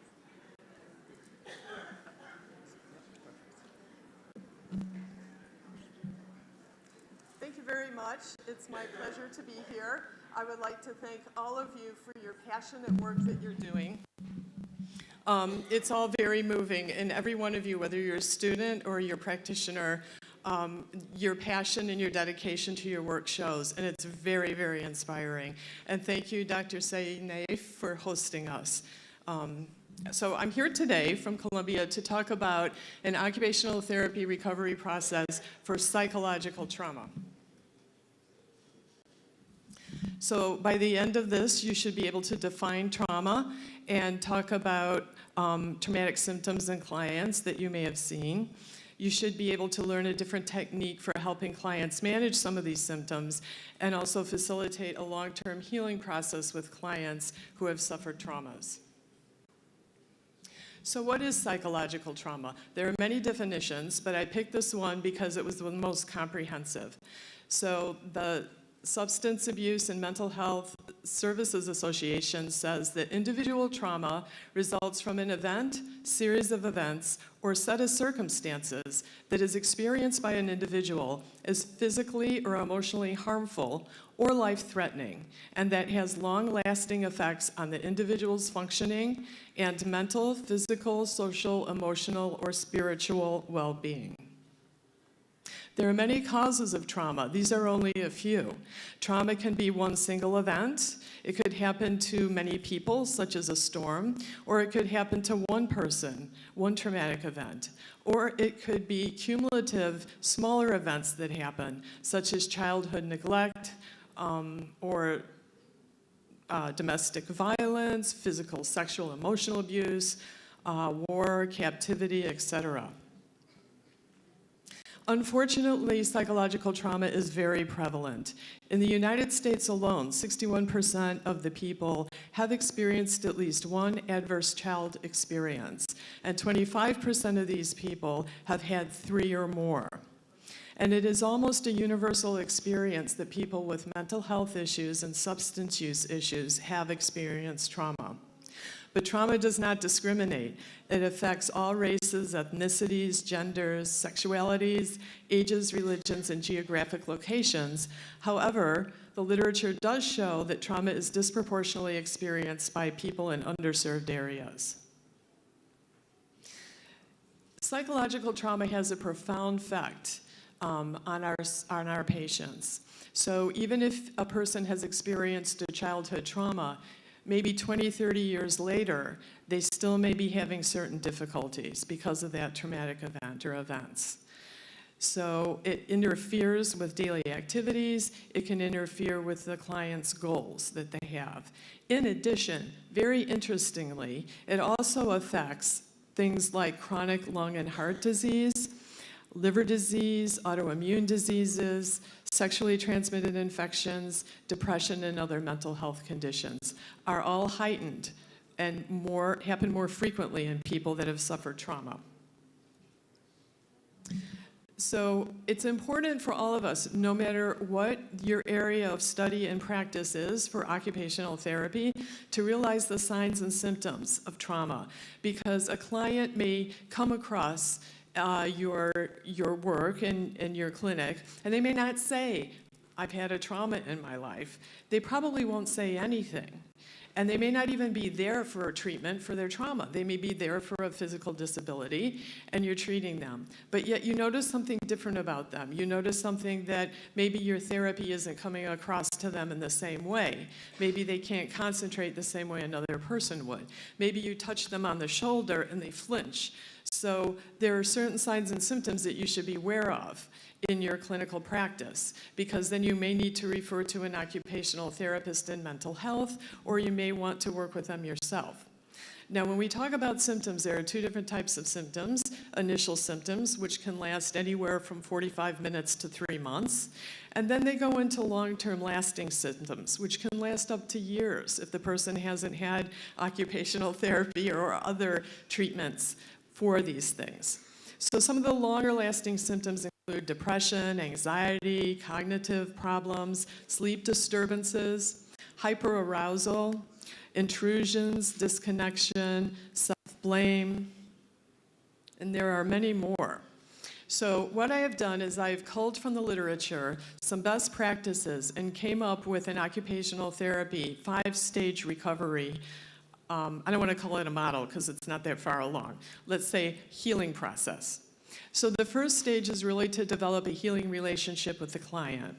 Now, most clients that have had trauma at some point stop trusting the world. They stop trusting themselves, and they stop trusting people in the world. And so it's very important as a clinician to try to develop a trusting relationship with your clients. Now, we would do that anyway, but people that have suffered trauma have more trust issues or more heightened trust issues than usual. To do this, it's very important to try to work with a person so that they and you foster their own development of their autonomy. They set their goals, they monitor their progress. So we don't work with them with a power over model or the authority model. We work with the person. And we help them take initiative and build their competence. We help them reestablish their identity. And also, if we do these things, then the client may feel more empowered, and that they may be able to then trust us and take the rest of the treatment in more effective ways. So the second stage is safety. And this is important because if the client doesn't feel safe, then the next stages don't matter, right? This is a basic kind of thing that needs to happen. So the first thing that we can do is help the client name the problem. A lot of clients that have suffered trauma do not have the language for what they went through. If you ask them, how are you feeling today? They might say, oh, I don't know. Or they might say, I feel overwhelmed. They may not be able to articulate how they're feeling or what they went through at this stage. So giving them a language is using psychoeducation and teaching them that they're not the only one. There is a language for this. They're not crazy, and they can't expect to recover the way other people that have suffered traumas have. Now, one of the first steps in safety is also to make sure that the people feel safe in their bodies. And this has to do with their sleeping, their eating, their exercise, because remember, trauma affects all these areas. It also has to do with helping them control self-destructive behaviors and managing symptoms of PTSD like hyperarousal and intrusive symptoms. Then we have to help them make their environment feel safer to them. Now, obviously, we can't control things, but people that have had trauma often feel that their environment is always out of control and that there's nothing that they control. So we help them with crisis intervention. Do they have a plan? Do they have people to call under certain circumstances? And we help them with their financial security. We help them with mobility. For instance, I once invited a few veterans of the war to come and talk about their PTSD experiences in the classroom. And the first question that the client asked the students was, how long did you think it took me to get here? And they guessed, a half an hour, an hour. She said, no, it took me 2 weeks. And she was there on time. But then she described the process by which she had to go through to get there, to practice, to decrease her anxiety. We just had a beautiful presentation by Dr. Rappaport on stress. So she was using her tools to get closer and closer and closer to the area that she needed to get to, so she felt comfortable enough getting there that day. We also work with ego functions, and ego functions have to do with teaching the client and giving them the ability to set goals, carry out their goals, maybe exercise their own independent their judgment, and use stress management and time management techniques. So given all this, after we've developed a good rapport with the client and we've helped them feel more safe in the world, then they are ready to go to the third stage, which is remembrance and mourning. And this is a stage where the survival starts to tell their story. Now, they can tell their story either verbally or they can tell it in writing. If you're working with a child, they could do play therapy with puppets and they sort of act out maybe what's happened to them. Now, why is this important? Because most people that have not gone through this stage can tell their story, and they'll start telling their story, and it'll be filled with emotion, and they can't get the narrative out. Or they'll be able to tell their story in a very robotic way, and this is what happened to them, without emotion.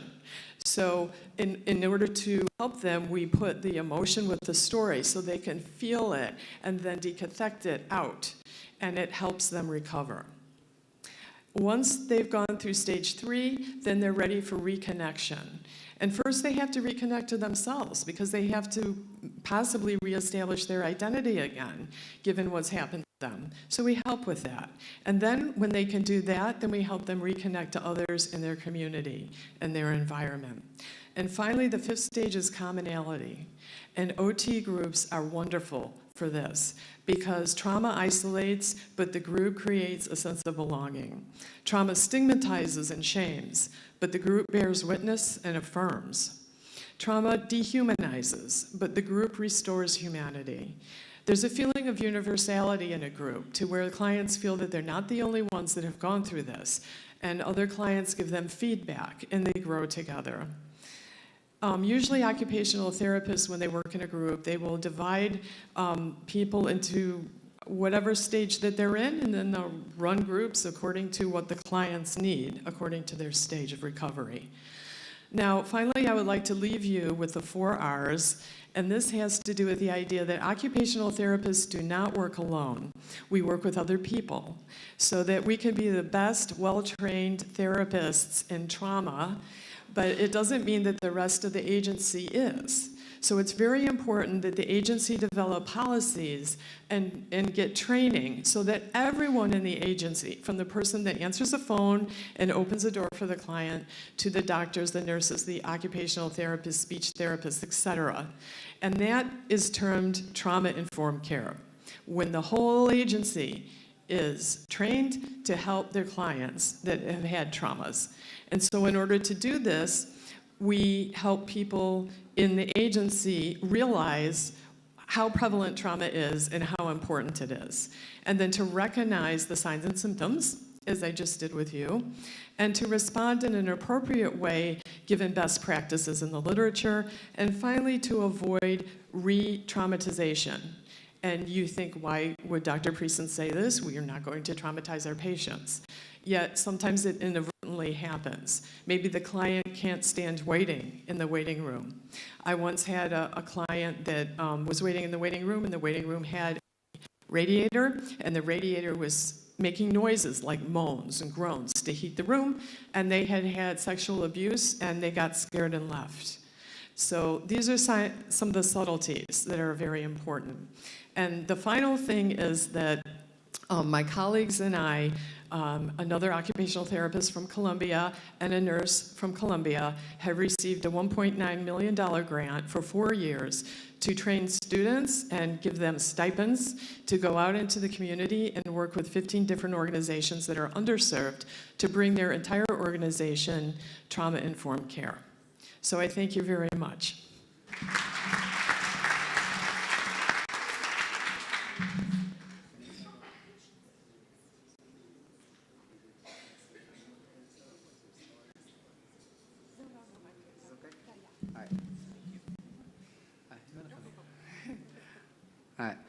just want to talk to you about الدكتورة بات ما شاء الله أستاذة جامعية بروفيسور بكولومبيا يونيفرسيتي من أحسن الجامعات في العالم وما شاء الله مشينا احنا وطلبة ومشينا لجمعية جنات للمرض مرض السرطان بجمعية جنات وسبحان الله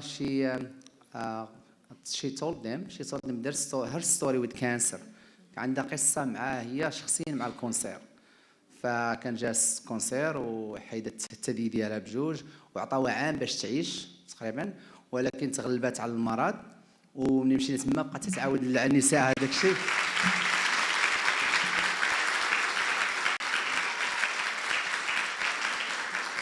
فالان 6 سنوات ما شاء الله وهي عايشه ملي عطاوها سنه ديال باش تعيش والان 6 سنوات ومني بقات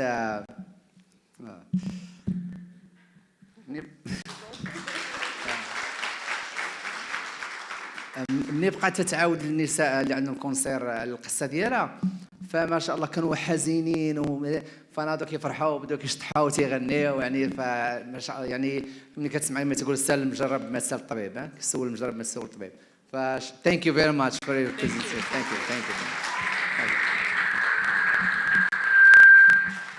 right so الان يعني غادي نديروا قدموا عندنا واحد الناس اللي تبارك الله عاوننا من الايام الاولى ديال هذه الجمعيه هذه وان شاء الله غادي نكرموا ونشرفوا ناس اخرين اللي ساعدونا واليوم حنا الشرف لينا باش نشرفوا 4 ديال الناس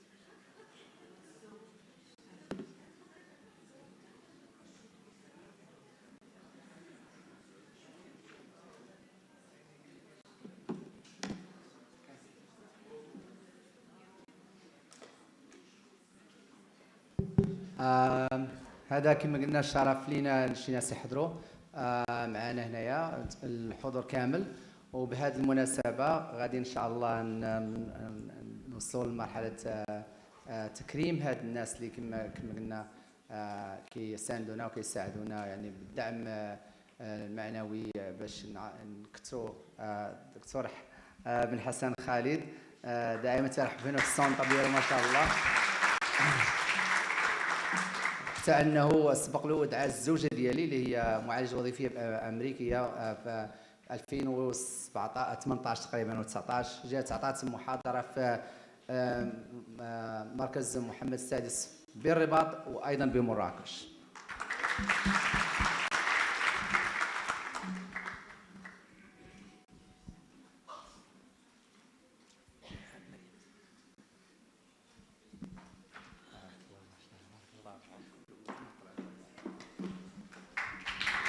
السيدة خديجة بوعبيد اللي هي رئيسة حضانة ديال طنجة، وما شاء الله دائما كترحب بينا فين ما نمشيو، ما شاء الله تخلي الطلبة ديالنا يدخلوا يشوفوا اطفال متخلى عنهم وكيفاش يعني الحوايج اللي قرينا في ميريغان كنحاولوا نديروها معهم. وشكرا ايضا، بارك الله.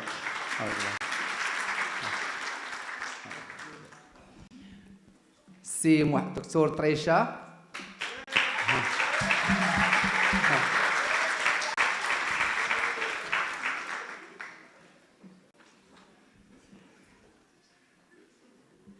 الأخ العزيز الجمعية والمساند للجمعية، وإن شاء الله يعني كما تقولوا المستقبل غادي يجيب حوايج أكثر. مدام نور بن دحمان.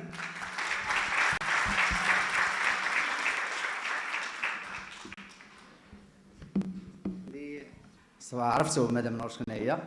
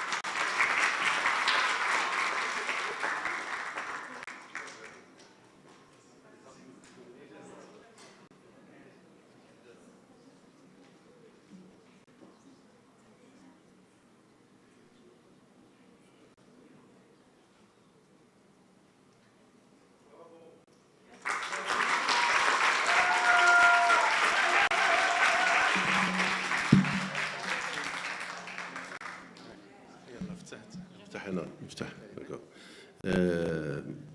شكرا دكتور سعيد على هذا التكريم. وانا خديت الميكرو باش نشكر الدكتور سعيد وليكيب ديالو على النجاح ديال هذا المؤتمر، وبنفس الوقت نشكر واحد الناس اللي بهروني، هما الناس ديالي ديال تاونات اللي جاو من تاونات حتى لهنايا باش يحضروا. الوغ تصفيقات حاره على الناس ديال تاونات. وعاوتاني الدكتور فين هو الاستاذ ديال مراكش؟ فوالا. ميرسي بوكو دكتور، ميرسي دو سو ديبلاسي، ميرسي بوكو. وكاين الكولونيل لقمان حتى هو، ومعاه واحد لوفيسي حتى هما جاو عاوتاني، جاو اون فورس. ميرسي بوكو، ميرسي على كلشي. ميرسي. أنا بدوري كنشكر الأستاذ سعيد نافع على هذا التكريم، وكيستاهل من عنا كل خير. هو ما غننساش نذكر جميع العضوات والأعضاء ديال جمعية النور لمرض الزهايمر اللي صاحبوني في هذا المؤتمر وحدة بوحدة وواحد بواحد. شكرا للجميع، ميرسي بوكو.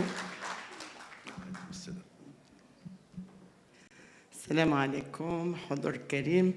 خديجة بوعبيدي، رئيسة حضانة طنجة للرضع وأطفال المتخلى عنهم. باختصار شنو نقول لكم، أنا واحد الإنسانة اللي عملية ما كنعرفش نهضر بزاف.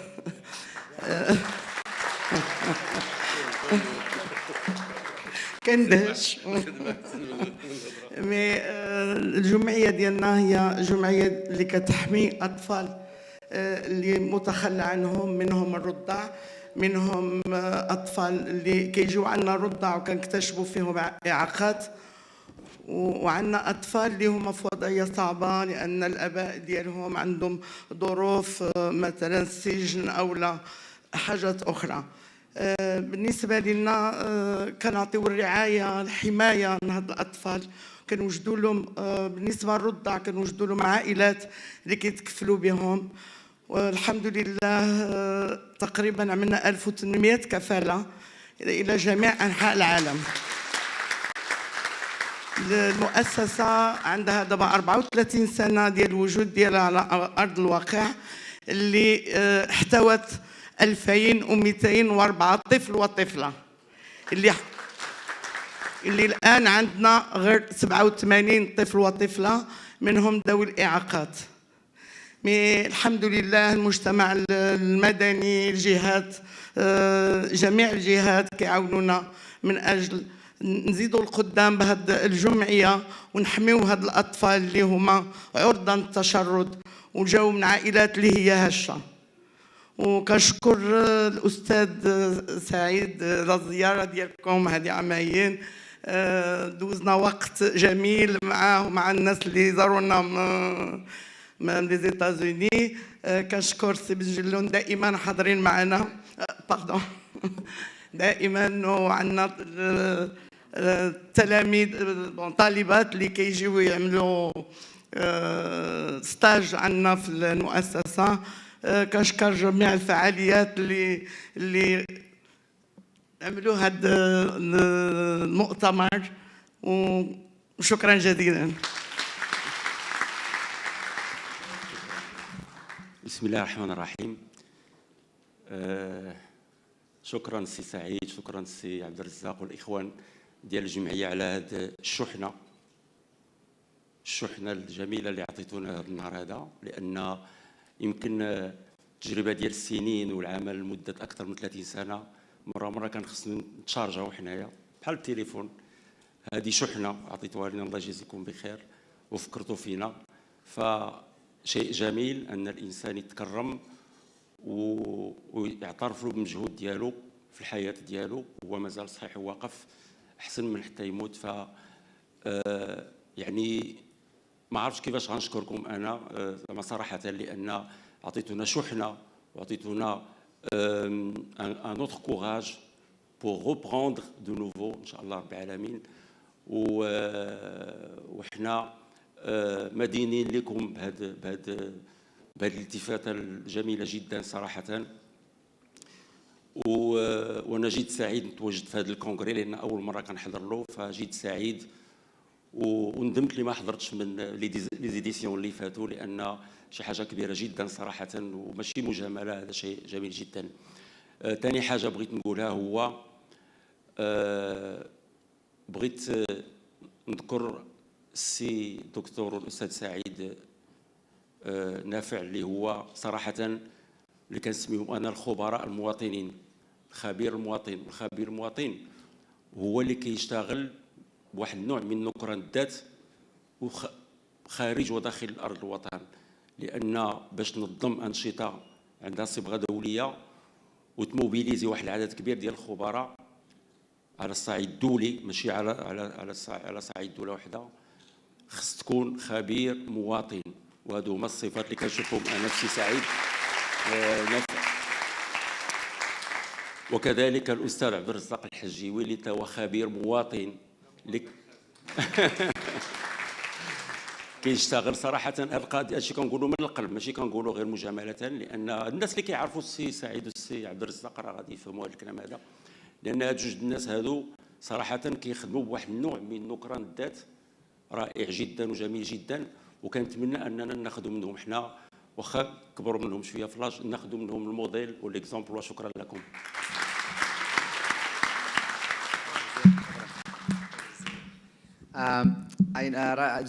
درت لي الحيله باش جبتو هنايا. هاد المدير ديال الجامعه الاستاذ بن كيران مراد،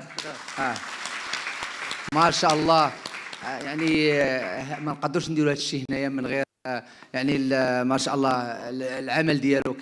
تقولي الحاجه كتبارك الله كيقضيها اكثر من زياده، حتى هو نكران الذات. وكما شكرنا من قبل الدكتور انور ماجد ايضا الفايس بريزيدنت ديال الجامعه الامريكيه، فهو دائما ما شاء الله كيدعمنا، يعطينا المكان نديروا فيه هذا الكونغري هذا من غير ما نخلصوا شي حاجه، ويعني بمكان جيد. كنشكروا الاخ محمد اللي في التقني، ما شاء الله محمد التقني، اخ الزبير، اخ ما شاء الله هناك كاع العاملين بالجامعه على حسن الضيافه وحسن الاستقبال. وهذا الشيء هذا راه يعني كيطلب بزاف الوقت وبزاف، وهذا المؤتمر يعني فريق صغير ولكن العمل جبار وكبير، فشكرا للجميع. غادي نمشيو الاورد الاخرى يعني، وان شاء الله نمشيو نتغداو، ولكن غادي نعطيو الاورد الان الجروب اول كوهورت اللي تخرج في المغرب في الجامعه.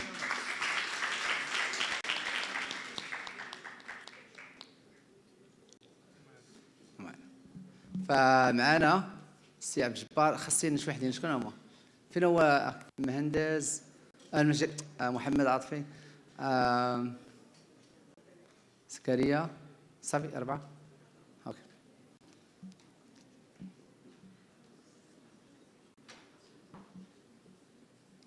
للاسف اجل.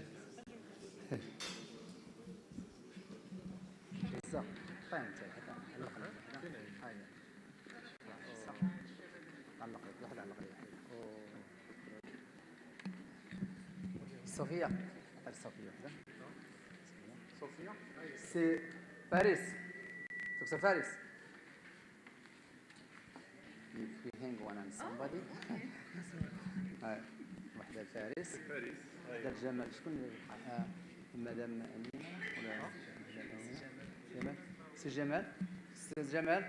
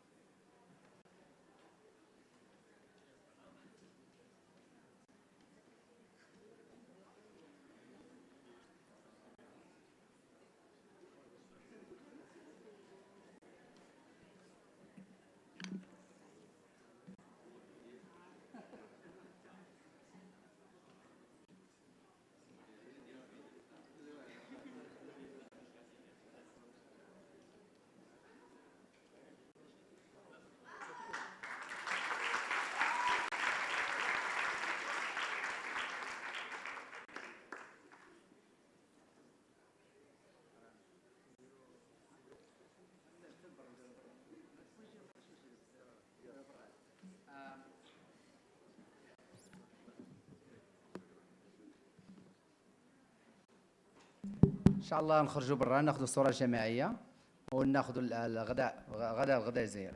So we are gonna break, take a group picture and then we'll have lunch. We'll be back here in 45 minutes.